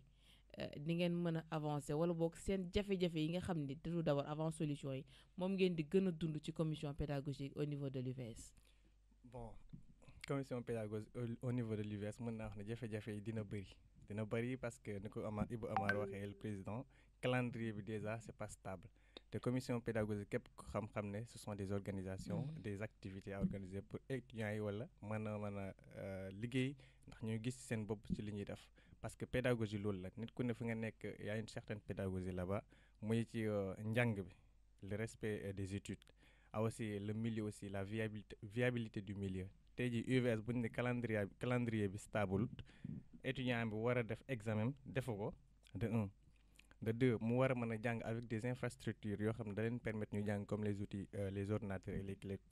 clés de connexion amu ko à temps loolu c'est un problème parce que mënul jàng avec comment dirais-je cahier et tout ça parce que moom mënul loolu les cours se font en ligne dispensés en ligne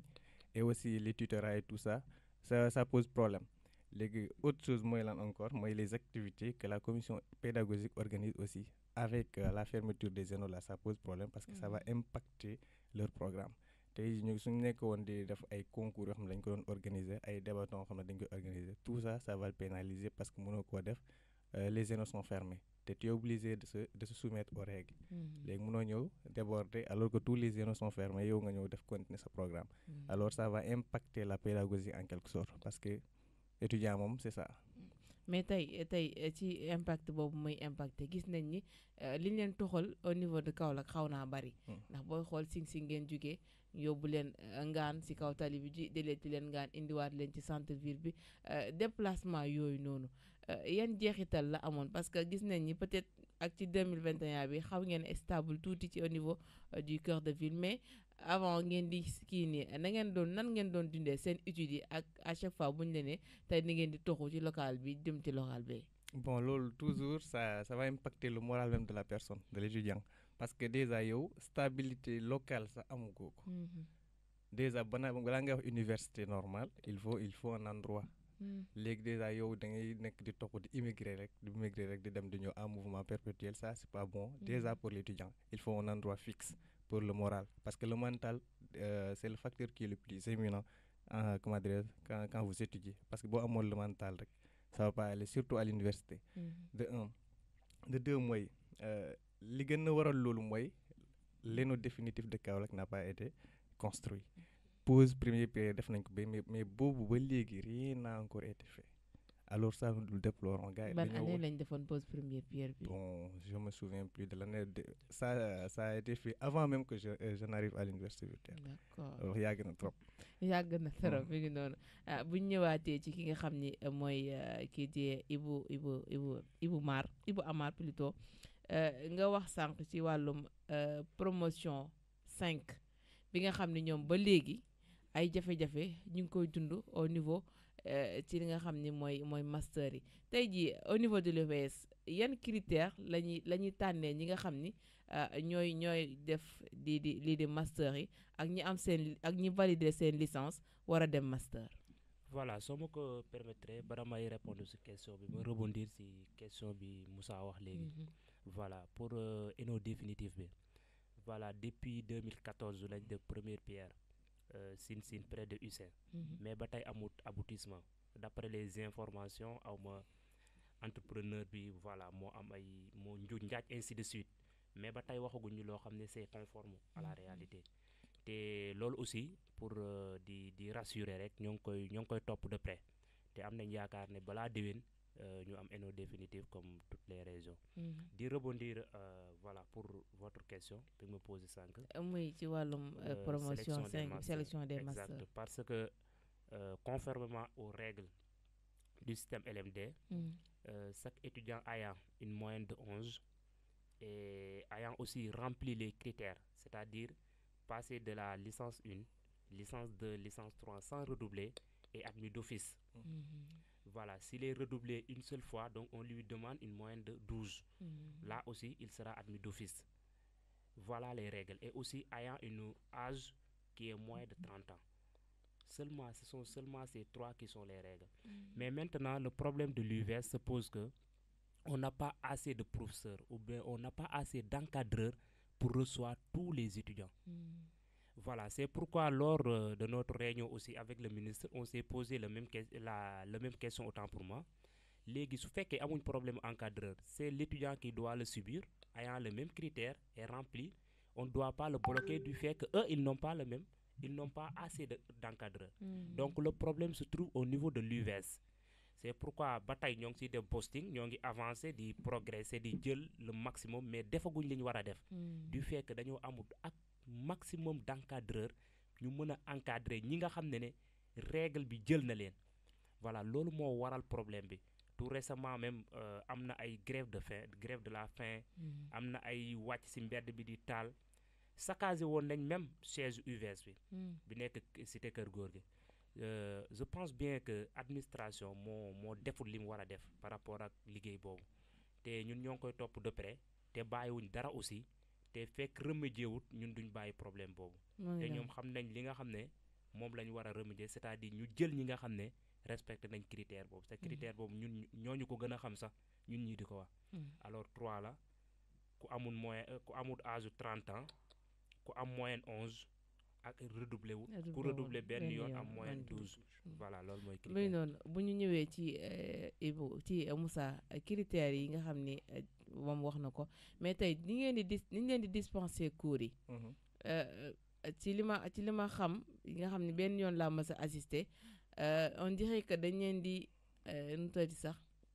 enregistrer cours yi xaw ma nag gëj naa fa xamatuma mais est-ce que tey yéen méthode boobu ngeen di suivre ba léegi wala da ngeen am professeur yoo xam ne da ngeen di jàkkaarloog moom ñuy wax ngeen di dégg. bon loolu damay wax ci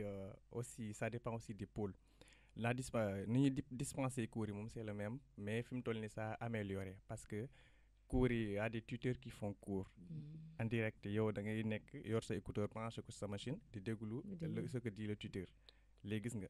l'emploi de temps est dressé dans la semaine comme il était avant léegi yow y a pas de problème aussi même boo tardé cours bi c'est-à-dire tuteur bi def cours te yow amoo connexion pour dugg saa yoo ñëwaatee ci plateforme aussi da ngay fekk version téléchargeable ci biir plateforme nga mën koo télécharger dégluwaat lépp ba mu jeex tàkk loolu y a pas de problème sur ça te incha allah nu mu tëdd sax l'autre question mooy kii critères yi nga ñëwaat ci exactement critères yi mooy li ko président waxee rek foofu noonu amatul leneen luñ ciy yokk ministère amu ci part de responsabilité li may wax mooy l'administration de l'UVS ñoom ñoo ci am part de responsabilité parce que xam nañ le système LMD comment ça fonctionne partout dans les autres universités léegi un étudiant ayant comment dire obtenu 180 crédits normalement avec aussi ce que le président vient de dire les moins de 11 sans redoubler moins de 12 avec un seul redoublement da nga war a jàll léegi yow crédit yi mooy matière yi ngay valider oui matière point yeeg yooyu noonu exactement parce que chaque semestre dañ lay allouer 30 crédits boo ko valider da ngay am 30 crédits donc boo xoolee 6 semestres yi 180 crédits la pour nga am sa licence donc 180 crédits yi boo ko xasee ba matal rek normalement tu devais être sélectionné en master léegi nga dem poursuivre sa étude de master mais yow est-ce que loolu boo ko amee ñoom dina tax ñu yóbbu la master bien sûr parce que loolu mooy lu normal mais dañoo gis avec la P5 daam ñoo xam ne am nañ 180 crédits te sélectionné wuñu leen loolu mooy problème bi te loolu muy naqari te loolu du yoon nañu suivre les règles du système LMD comme dans tous les autres universités bu ko defee jàmm am mais sinon les grèves vont continuer encore et encore parce que il faut que ça soit éradiqué. Ndeye Rokhaya dama lay bàyyi nga dikk ak ñoom ci grève bi ndax jàpp nañ ni grève mooy faj lépp ñu noonu jox ko moom Ndeye Rokhaya di journaliste ci kër gi mu am ñàkkul ne am na ay laaj ay yu mu xam ni nag war na ko jox suñu étudiants yi ñu dalal tey di Ibou Amar di président ENO bu Kaolack ak ki nga xam ne mooy Moussa Ndiaye di président pédagogique bu ENO bu Kaolack université virtuelle bu Sénégal Ndeye Rokhaya. waaw comme ni nga ko waxee Ndeye Marie di dalal suñu gan yi nga xamante ne nii ñoo jóge ci ENO bu Kaolack waaye man damay du ma ñëw ci grève bi damay ñëw ci mutuelle de santé bi mu laal sànq. man maa ngi rappeler jour bi ñu organiser seen panel bi boobu ñu ngi fële Ngane Sayer ci lañ doon wax affaire mutuelle de santé boobu que ne chaque étudiant war nga mën a joxe xuma 2000 xuma 1000 francs chaque étudiant tamit da ngay am benn carte boo xamante ni da lay permettre boo feebaree nga dem hôpital ñu fay la ñu faj la sans que yow nga jënd ordonnance wax ordonnance bi dañ koy subventionné bu nekkoon 5000 francs yow 1000 francs ngay joxe man loolu jour boobu fekkoon na ma moom mu ñëw ne laal ko ci problème yi. lan moo indi problème bi parce que dama gisoon ne yéen a jëloon seen ay engagement organiser woon du ñu mel. Voilà parce que au début UVS daa amoon benn partenariat ak benn service bi ñu naan Transvi c'est-à-dire Transvi moo doon prendre en charge 80% yi étudiant bi 5000 francs rek la doon joxe léegi li si des lépp UVS moo doon ko jël en charge ñu dem ba si kanam UVS am problème ak Transvi te étudiants yi UVS aussi amul grandeur ñëw ne étudiants yi partenariat boobu noonu doxatul moo waraloon daaw gars yi joxe 5000 francs ba pare jotuñ carte voilà lii moo waral problème mu mutuelle de santé bi mais tey tegu leen benn stratégie boo xam ne dañ leen permettre nga amaat beneen mutuelle de santé bu au lieu que ngeen di dépendre ci benn organisation wala ci benn entreprise. Justement je disais parce que ñun en tant que président dañoo waxtaan suñ biir ñu ne pourquoi pas UVS prendre en charge mutuelle de santé bi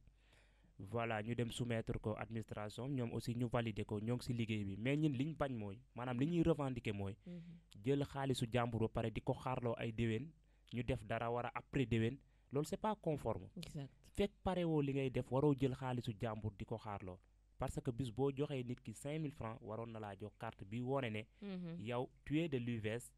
tu es un bénéficiaire de la mutuelle de santé loolu moo amul. ci loolu sax ñu gis ne am na fii étudiants yu bëri yoo xam ne dëkkuñ ci biir commune bu Kaolack dañu dëkk dans les villages nga xamante ni day am si ñoo xam ne dañuy feebar mais amuñu fi sax kër mbokk ñoom ñooy fayal seen bopp location bu ñu feebaree ñooñu nan la ñuy def ma gis na yéen loolu moo waraloon ngeen gën a mën a dem uti partenariat boo xamante ne ni da leen di permettre ngeen di faju sans ngeen am benn problème ndax yéen loolu yéen a ngi siy bàyyi xel bu baax. bien sûr parce que fi may commencer mooy logement parce que ñun dañoo nekk université numérique c'est-à-dire soo déggee numérique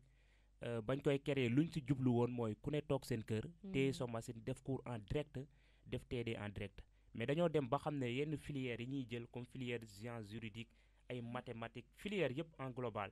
mënuñ toog seen kër di ko def il faut que travail de groupe moo waral ñi nga xam ne ñoo ngi ci village bi di retourner ci ville bi pour mën a ñëw travail en parfaite collaboration te am na village yoo xam ne amuñu réseau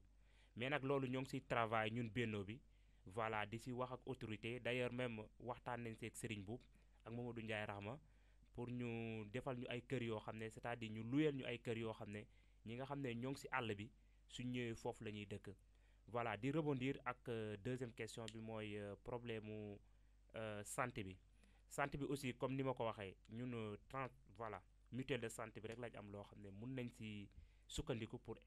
aider étudiants yooyu noonu. mais yéen état tegalu leen benn loo xamante ni xayma na ko ci seen wàllum santé est-ce que mu ngi leen di bàyyi xel yéen tamit état est-ce que bàyyi na leen xel parce que da ngay gis ne étudiants yi nga xamante ne ñoom la ñu orienté au niveau de l'UCAD wala ñooñu tamit bàyyi nañ leen xel ci seen wàllum logement bàyyi nañ leen xel ci seen wàllum santé bàyyi nañ leen xel ci seen wàllum restauration est-ce que yéen état bàyyi na leen xel ci wàllu boobu noonu yëpp. voilà parce que loolu laa doon wax suñu réunion bi passé ak président yi nekk Kaolack nekk yeneen université yi parce que su ma déggee ne UVS tout est rose c'est-à-dire lépp day dox damay jooy sax voilà ñun dañoo yaakaar ne machine clé de connexion toog seen kër loolu mooy kii. D'ailleurs même mënuñ comparer par rapport ak question bi parce que ñoom nekkuñ déjà seen village nekkuñ seen ville donc yoon la à ce que nga jógee Kaolack dem ba Dakar am fooy lekkee am fooy nekk d'ailleurs même ñun li ñuy kaas mooy voilà vu que université numérique la sa ñun ñëpp xam nañ ne li tax ku def première choix wara nga def choix UVS xam nga ne amul logement amul restauration mais par contre am na machine bu ñu lay jox am na clé de connexion di nga am sa bourse dans les normes mais nag loolu affaire restauration yooyu noonu affaire logement vu que léegi situation bi daa changé ñun en tant que responsable ñoo ngi ci liggéey te am nañ yaakaar ne d'ici les mois à les prochains mois voilà loolu dina remédier bien sûr aussi état bi moo ngi ñuy prendre en charge parce que même yeneen université dañuy critiquer UVS du fait que li état di génnee di ko dugal ci UVS génnewu ko di ko dugal feneen parce que étudiant UVS rek moo mën a kaas tey suba ñu régler la mais su fekkee yaa ngi ci université publique yaa ngi ci université classique yi il faut que nga toj il faut nga kii nii mais ñun suñ kaasee tey am nañ prérogative dégg Omar Anne en personne mu retourne nañu par rapport ak suñu kaas bien sûr kon gars yi ñoo ngi tenir kon yéen xanaa dafa mel ne yéen da ngeen a bëriwul bien sûr ñooy deuxième université bi gën a bëri ci Sénégal après UCAD mu ngi noonu Ndeye Rokhaya pour revenir ci ki nga xam ne mooy Moussa ñu wax sànq cité ngeen ko ci jafe-jafe yi nga xam ne yéen a ngi koy dund muy wàllum bourse yi tey yéen ñëpp da ngeen a amul bourse wala da ngeen a jotul seeni bourse wala maanaam conditions yi ngeen war a remplir ngeen remplirul pour am bourse wala lan mooy jafe-jafe bourse yi ba tax fu ñu toll daal bourse waaw moom mu ngi noonu daal. waaw bourse moom problème la moom. ndax étudiant bu amul bourse moom jooy lay def tout le temps boo gisee mu ngi fas kanamam rek. di mer rek di mer rek te loolu aussi da di facteur boo xam ne c'est très important ci njàngum étudiant. parce que li gën a gunge étudiant bi tey mu continuer mooy bourse am. imaginel man li may wax mooy am na ñoo xam ne dëkkuñu Kaolack ci village dañuy jóge ñëw wax na ko léegi dañuy louer ñuy louer yow fin du mois nga war a fay sa location parents yi nga am amuñu doole boo xam ne mën nañ laa jàppale mais yow li nga yaakaar rek mooy sa bourse fin du mois jot ñu omettre la joxuñ fayuñ la nga nar a dawaat ci loolu encore di dem direction des bourses ñu la demal Ecobank nga dem Ecobank ne dinañ ko traité combien de temps ça va prendre balaa yow ngay am sa bourse c'est un problème les cas d'omission yooyu noonu warta am sax ndax c'est un service technique ñoom war nañ régler loolu bu yàgg waruñ nangu sax benn étudiant di am problème bourse parce que étudiant bu amul bourse mënta jàng étudiant bu amul bourse mënta lekk sama normal étudiant bu amul bourse même santé bi day am problème parce que mënu toppatoo boppam xaalis moo koy def surtout dans des localités comme Kaolack boo xam ne boo fi nekkee amoo fi mbokk da ngay louer te boo louer fin du mois borom kër ga da lay taxaw sama xaalis location bi na nga koy fay te étudiant bi amul doole li muy lekk da ngay gis étudiant yoo xam ne sax dañuy ñëw fii toute la journée duñ lekk toute la journée dañuy nekk suba ba ngoon denc la ñu yor ñibbi noonu la ñuy ñibbee te loolu problème la ku lekkut substance grise mën ta yëngatu comme il le faut voilà concentration ça pose problème voilà mais tey yéen ñëpp est-ce que par exemple bu ñu tee exemple ENO bu Kaolack est-ce que ñi ngi jàng ñi étudiants yi nekk ci ENO bu Kaolack ñëpp am nañ bourse pour ñu leen koy fay chaque fin du mois voilà loolu tamit critère d'attribution des bourses tamit dafa am boo nekkee étudiant nouvellement orienté comme bachelier il faut daaw ñu ngi jëloon moyenne de 10-80 koo xam ne da nga ko d'office boo génnee d'office 10-80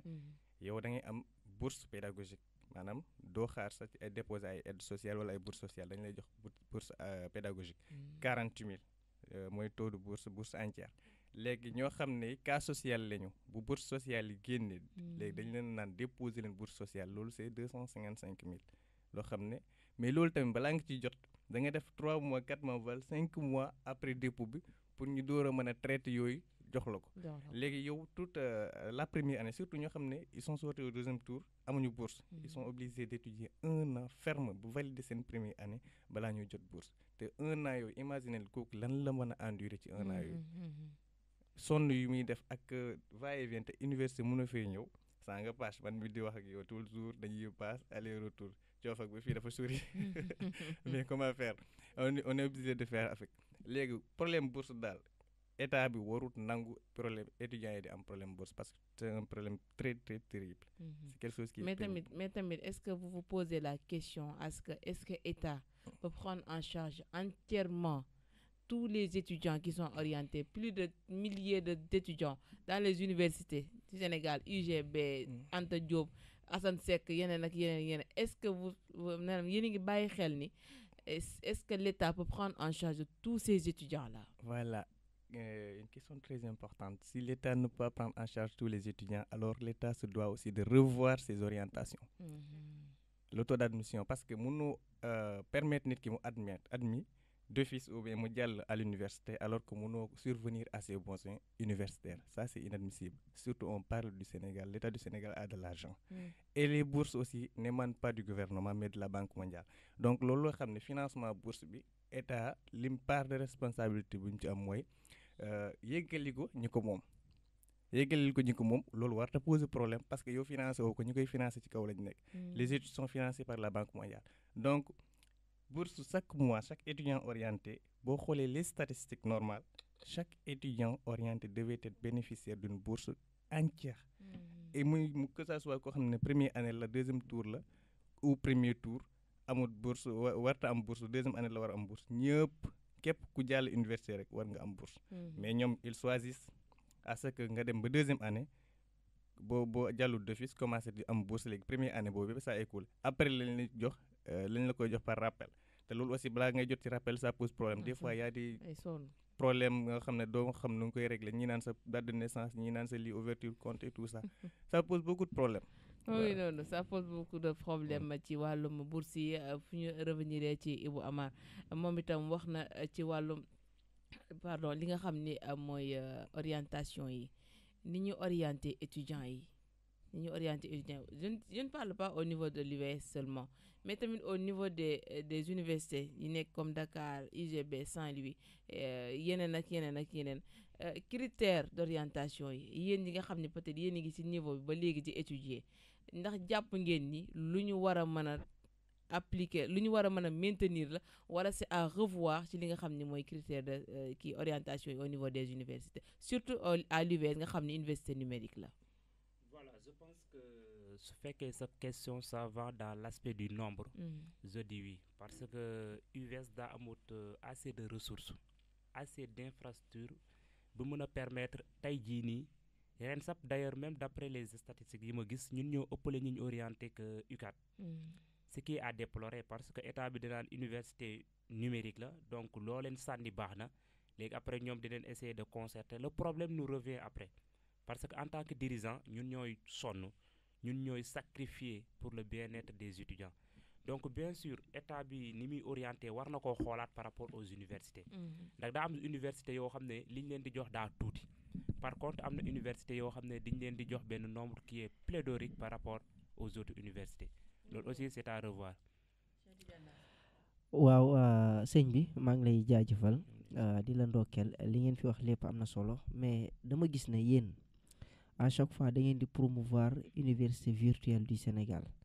te dafa mel ni la ko taxoon a jóg da ngeen koo bàyyi bëgg a engagé wu comme université Cheikh Anta Diop est-ce que nekku na loolu moo leen di jural ay jafe-jafe.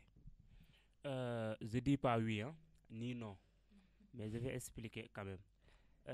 Université fi ñu toll nii parce que léegi expliqué naa ko quelle que soit la nature que vous soyez université comment dirais-je numérique ou bien classique donc il faudra que si les hommes se déplacent de village en ville il faudra un logement ça c'est sûr. mais il faudra aussi une restauration. mais la ko taxoon a jóg yow wax nga ko sànq maanaam mooy toog sa mooy apprendre à distance. parce que mbir mi ñu ngi ko xalaatee Europe daal di koy indi Sénégal mais dafa mel ni da ngeen a bàyyi loolu ñëw pour s'entasser wu dans les amphis pour def comme université Cheikh Anta Diop de Dakar est-ce que nekkul moo leen jural ay loraange. non je dis pas oui parce que promouvoiruñ à ce que ñuy nekk ci ay amphithéâtre mais par contre li ñuy bëgg kaas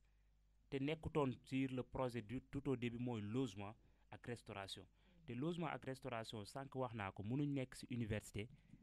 nga ñàkk lekk sa ngay jàng ci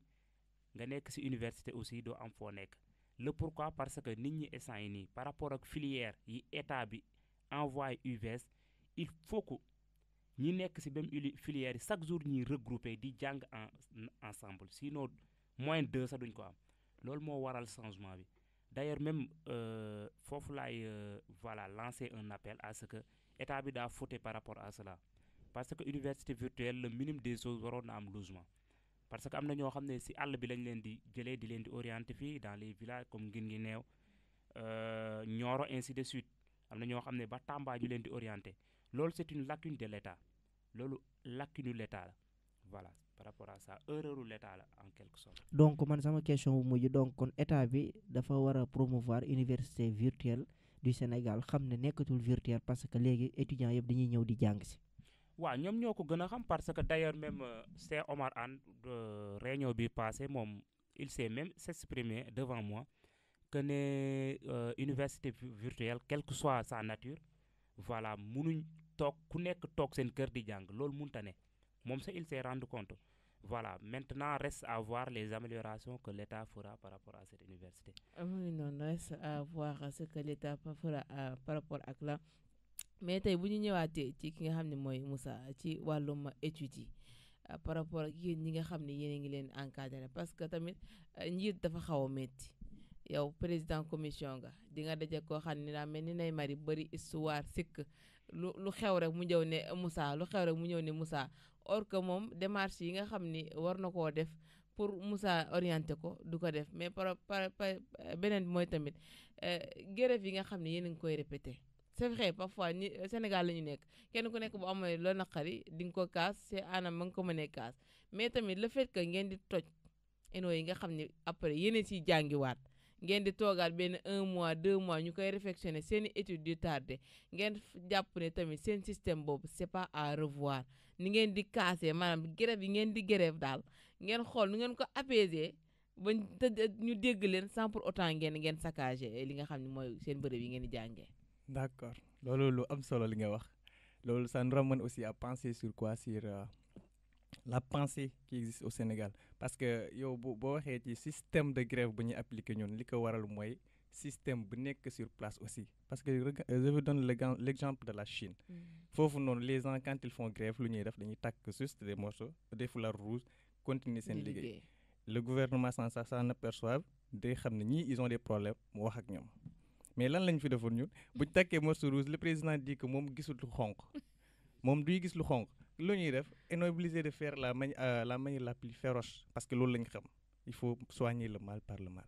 au Sénégal corriger le mal par le mal ñoom dañuy def loo xam ne c'est pas juste alors pour qu'ils s'en rendent compte il faut leur faire quelque chose de plus mal que ça. mais li ngeen di yàq après seeni matériel la toj bus yi yeeg toj eno bi yàq kaar yi mais loolu yëpp yéen a ciy duggaat yow yaa ngi ne ngaan ngay jógee ñëw cœur de ville tey boo yàqee kaar yi jógee ngaan yëpp foo jaar boo ñëw biir fil bi. exactement loolu la ñuy wax les dommages collatéraux. mu ngi noonu. gis nga loolu des fois étudiant bi day toll foo xam ne. ak fugg bu muy àndal moo tax du mën a contrôler loolu te c'est pas tous les étudiants aussi mais dafay doon benn bloc boo xam ne day nekk ci biir étudiant yoo xam ne ñoom ils sont prêts à faire tout même yàq et tout ça même si yow mi nekk jiit da ngay bëgg bu ñu ko def parce que da nga xam ne après ci yow lay retombé ci yéen la encore mais yow mën nga wax affaire yi bu dégénéré des fois mënoo contrôler ñëpp parce que on est entre étudiants et on se connaît très bien li nga waxoon rek da ngay gis ku ñëw jógee fees ñëw wax la loo xam ne bu doon tête à tête ak position boobu noonu du la ko wax mais yow da ngay accepter parce que yàlla moo def nga nekk seen kanam foofu noonu voilà y a des problèmes toujours des problèmes surtout avec ça. Est-ce que mën naa rejoindre par rapport à cette question parce que Sénégal 2 minutes Sénégal dañ fiy gis loo xam ne c'est vraiment désolant parce que état bi sooy revendiquer avec des paroles du la lijjanti sax la preuve en est que l'année passée kay ni les mois passés avec Massini li ma wax sànq dañoo wax ba sonn tenir ay réunion ba sonn lijjanti wuñ ñu benn yoon lañ yàq si suba ga lañ ñu woo presque Massini ginnaaw suba gi la ñëw donc pour wan ne loolu mooy philosophie sénégalaise soo bëggee defar dara il faut nga yàq dara. Eli Birahim ñeneen faa ñu sànni xeer daal pour ñu mën leen a dégg daal. gis nga Marie Dao maa ngi nuyu suñu étudiants yi nga xamante ne ñoo fi ne Ibou Amar ak Moussa Ndiaye di kontaan ci wuyu si rajo Suñu Kër FM ci www.suñuker.com vraiment man li ma ci wax ci balaa may ñëw si question yi ñun daal ñii dañoo amee. moom nañu nag. non ñi dañoo moom étudiants yi ñoom dafa mel ni ñoom Sénégal ñoom. kese ñoo moom réew mi parce que chaque jour ñoom rek ngay ñoo ko moom nag ñoo ko moom bu dara tàkkee nga yaakaar ne. ñu ñoo moom réew mi ñun ñoo tax réew mi di dox. lu fi tàkk rek nga ne boo defee investigation nga xam ñooma fan yi ci ginnaaw rek dégg nga leen fii ñu yëngal fii Dakar yi yëngal Saint-Louis yëngal Kaolack mu ngi nii. la tax ñu yëngal ko nag jar na ko. mais ñoom rek ñoo fi ne wala lan la. ñoo fi nekk di. waa léegi ñun suñu moomeel bi nga xamante ne dañu koy jël di ko salfaañe di ko yàqate vraiment ñun dañoo sonn ci loolu. su fekkee da ngeen am loo leen mer vraiment war ngeen koo kaase ci beneen anam wala ngeen doxee ko ci beneen anam parce que yéenay nekk Sénégal ëllëg su fekkee yéen si yàq ngeen di wane seen bopp est-ce que yéen bu ñu leen dénkee Sénégal ëllëg est-ce que da ngeen ko defar loolu tamit question la. waaw nañ ci tontu déedéet est-ce que yéen loolu bu ñu leen dénkee Sénégal ëllëg da ngeen ko defar. parce que yéen yàq la ngeen xamee nañ tontu ci laaj bi. ñëw leen ci loolu yéen a ko bokk tontu leen laaj bi mën nañu répondre parce que fi ñuy commencer mooy suñu njiite réew mooy Macky Sall. Voilà, il était président de la commission sociale de la fac technique à l'université Cheikh Anta Diop de Dakar. Après président de l'école ingénierie mooy fi mu génnee. Voilà moom il s'est exprimé en personne conseil ministre bi ñuy passé ministériel bi passé.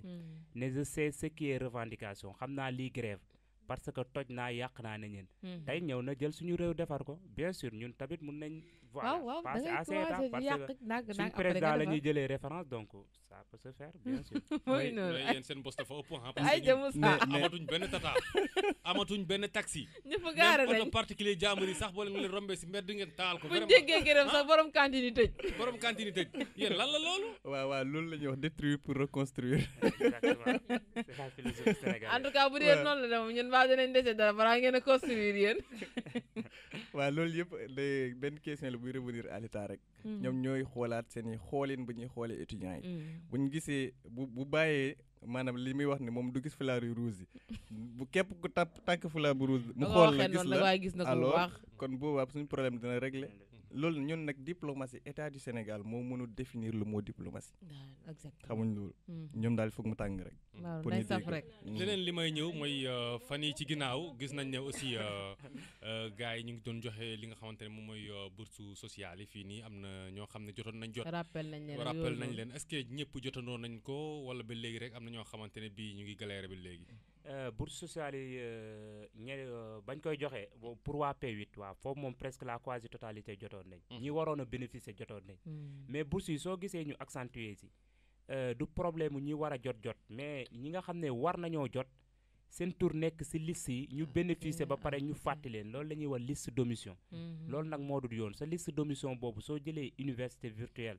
ENO yëpp day remonter à ce que 2000 jëm kaw. parce que formulaire bi je me rappelle man maa ko créé woon envoyé ko ci groupe bi amoon naa plus de 2900 et quelques si la rendre compte l'administration exactement si la ne lii du yoon parce que 2000 et quelques moom soo ko génnee ci ay 50 000 presque dara du fa des donc essayer de revoir ni ngeen di yóbbee liste par rapport ak direction des bourses mais tamit ci biir bourse yooyu jàpp leen ni est-ce que maanaam question la bu ma ñëw nii est-ce que jàpp leen ni dafa am ay parparloo ci biir maanaam dañuy préférer jox ñii bàyyi ñii alors que ñi ñu sélectionné ñëpp ñu ngi ci biir liste bi mais dañuy préférer ci ñi sélectionné ñu sepp ci naan kii laay jox wala kii lañ jox est-ce que jàpp leen ni peut-être au niveau ci kaw fi ñuy joxee bourse yi dañuy defee genre parparloo yooyu maanaam distinction yooyu noonu. voilà loolu mën na ne mais on ne sait pas mënuñ affirmer ni infirmer mais en tout cas li ñu wóor ba wóor mooy am na ñoo xam ne ñoo ngi ci liste bi vérifier nañ leen par rapport ak base de données bi ñu yore te alors que bénéficier woon à ce que aussi que gars yi dañuy def ay njuuj njaaj moom loolu Sénégal la fekk baax parce que fépp foo dem njuuj njaaj a fa am te structure boo gis ay njuuj njaaj moo ko formé voilà loolu bien sûr mën na ne mais nag bon leeruñu à 100%. waaw surtout. loolu moom mooy. Sénégal lañ nekk la tout est possible. waaw gis nga. ñoom ñu nekk direction des bourses ñoo mën a wax lu leer ci loolu. waaw mi ngi noonu mais pour revenir rek wala boog pour jeexal li nga xam ni mooy question parce que li ñu tëraleen ci waxtu mi ngi bëgg a jeex. seen feuille de route par rapport ak suite bi ngeen bëgg a am moo xam commission pédagogique bi la moo xam au niveau de tous les UVS ENO yi nekk ci biir Sénégal seen feuille de route maanaam seen planning yi nga xam ne moom ngeen tëral ci 2022 bi ak yeneen année yi nga xam ni mooy ñëw par rapport ak pour que ngeen mën a éradiquer une bonne fois mots yi nga xam ni mi ngi gangréner seen étude au niveau des ENO. bon en ce qui concerne la pédagogie moom xam nga structure la ci biir université bi te ñoom chaque année sont tenus de faire le travail comme il le faut mais dans des situations stables léegi lu ñuy njëkk suite mooy la stabilité mooy lan essayer d'éviter les grèves et tout ça loolu nag pour éviter les grèves il va falloir que les problèmes soient réglés les problèmes bu ñu ko réglé wut les grèves vont continuer encore donc ñun lu ñuy njëkk ñaan muy premier point mooy stabilité étudiant bi bu bëggee jàng il va falloir que mu am stabilité bu doy pour jàng par rapport au programme de 2022 parce que ñun benn bi prévoir dañ faire des journées voilà des mobilisations des sensibilisations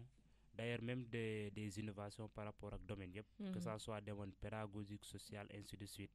moom suñ feuille de route am nañ yaakaar aussi ne dina mën a réaliser wu voilà balaa en tout cas suñ mandat aussi parce que ay mandat la parce que déwén aussi peut-être que ñu postuler ou pas mais keneen ay ñëw par rapport ak suñ feuille de route lay inspiré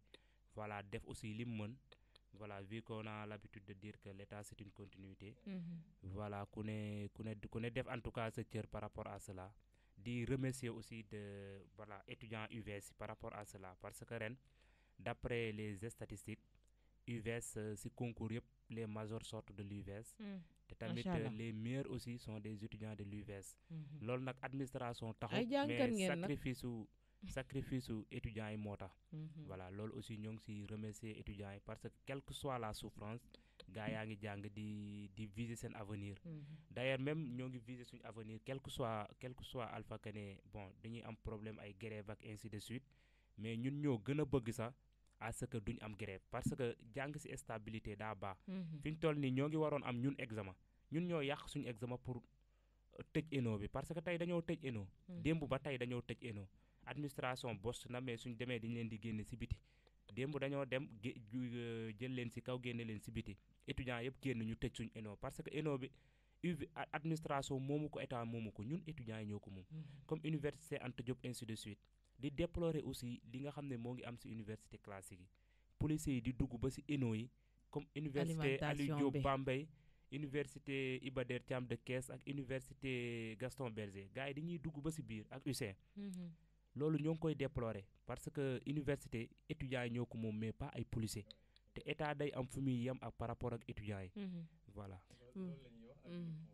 institutions yi dans les textes c'est pas écrit que les policiers entrent dans les institutions. mu ngi noonu amoon na mbégte ak contentement di leen doon leen dalal si suñu plateau suñu Kër Matin étudiants yi nga xam ni ñooy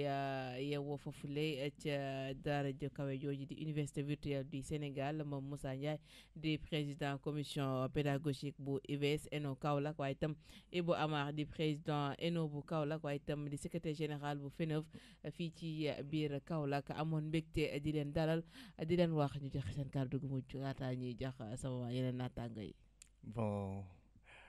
man maa ngi remercier d'abord toute l'université virtuelle en particulier l'ENO de Kaolack ak monsieur le président monsieur l'administrateur et tout le monde et aussi les membres de ma famille di profiter rek ci occasion di wax ne incha allah d'ici peu dañuy organiser benn cérémonie officielle boo xam ne ce serait la finale de la durée nos revues de l'espace numérique ouvert créer une activité un concours créé par la commission pédagogique du BNO de Kaolack boo xam ne ñoo ko initié woon yàggut léegi la finale se tiendra incha allah le 20 un concours qui vise à développer le talent communicationnel et rédactionnel des étudiants à travers la production des articles comme des journalistes bien sûr. Oui non merci daañuy fexe nuñ ca teewee Eli. Inch'Allah. D'accord man sama dernier mot mooy remercier voilà d'abord remercier Ilimane pour mi ñu jox opportunité à ce que tey ñu toog fii nii voilà di leen di remercier di leen di jaajëfal te di ñaan à ce que prochainement bon d'ici des jours ñu ñëw di wax ci yeneen thèmes yoo xam ne du thème mu grève ak yooyu noonu pour l'amélioration du Sénégal. D'accord merci beaucoup président Cheikh Tidiane Dansokho dégg nga leen après sa commentaire après nga daal di tàggatoo ba suba incha allah. waaw li ñu fi wax moom am na solo trop te di leen jaajëfal ci invitation bi nga xam ne accepté nañ ko wax dëgg fa yàlla ak question pertinente yi nga xam ne posé nañ leen ko ñu daal di ñu ci indil ay saafara parce que ñun xamuñ dañ leen doon laaj rek mais merci beaucoup di jaajëfal auditeur ak auditrices yi nga xam ne ñu ngi doon bàyyi xel seen émission suñu Kër Matin di leen jaajëfal di leen jox demain incha allah ci suñu dernier numéro. mu ngi noonu Eli Birahim kontaan bu baax. vraiment baal étudiants yi nag baal sama mbokk étudiants yi. samay xarit lañu soo gisee ma invité leen fii si rajo bi samay xarit lañu mais nag ñoom nag vraiment bëgg naa ñu jàng nag. waaw ñu ngi jàng nag ñu bañ a xaar dara ci état quoi vraiment mais ñoom dañuy bàyyi xel trop état bi. indi ñoo leen fi teg dañ leen war a toppatoo ci yoon lañ nekk. ñun tey bu ñu bëggee jënd añ tey dañuy jënd añ tey 1500 benn plat fii restaurant yi mais ñoom 100 francs dañuy def dañuy lekk ba suur ñoom nag ñu bëgg ñoo amee nag vraiment duñ ko nangu ñu tamit de. baal xeeri Elimane. ay maa ngi leen di gërëm vraiment di leen encourager vraiment ñu ngi def liggéey bu am solo parce que sans ñoom rek Sénégal du dem. parce que ñoom la ñuy xaar ëllëg ngir ñëw jiite réew mi vraiment te boo demee ci biir université yi surtout UVS boo fa demee da ngay gis ay pàcc yu bëri yoo xamante ne ñu ngi ko fay jàng. ay ñu nekk ñoo fay génnee te wax nañ ko léegi nee nañu vraiment ay major lañu te gis nañ fa ñoo xamante ne daanaka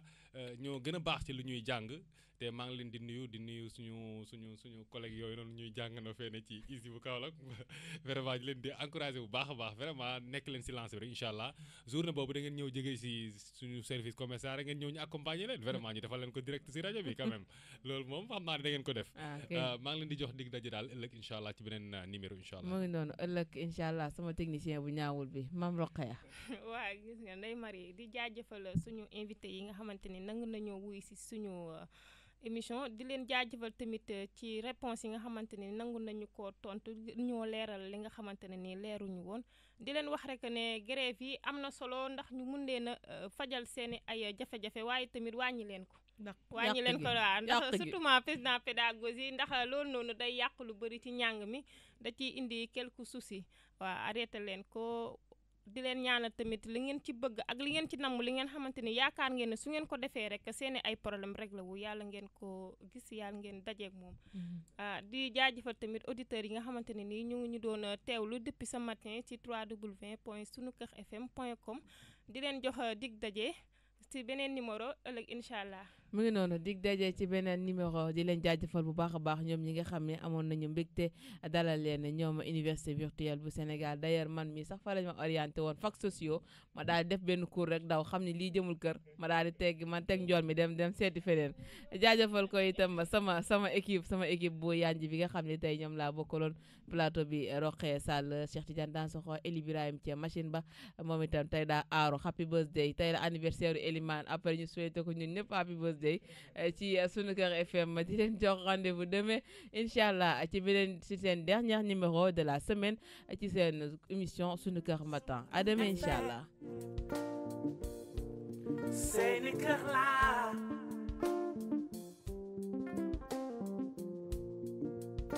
man dégloo ci Sunuker FM Sunuker la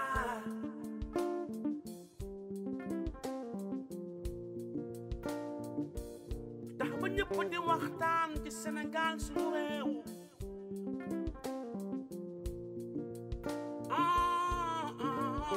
lu jëmale suñu réew kanam loolu mooy lu wóor ñëpp joxe seen xalaat maam lu jëmale suñu réew ba sunu gaal gi moom du mës a suux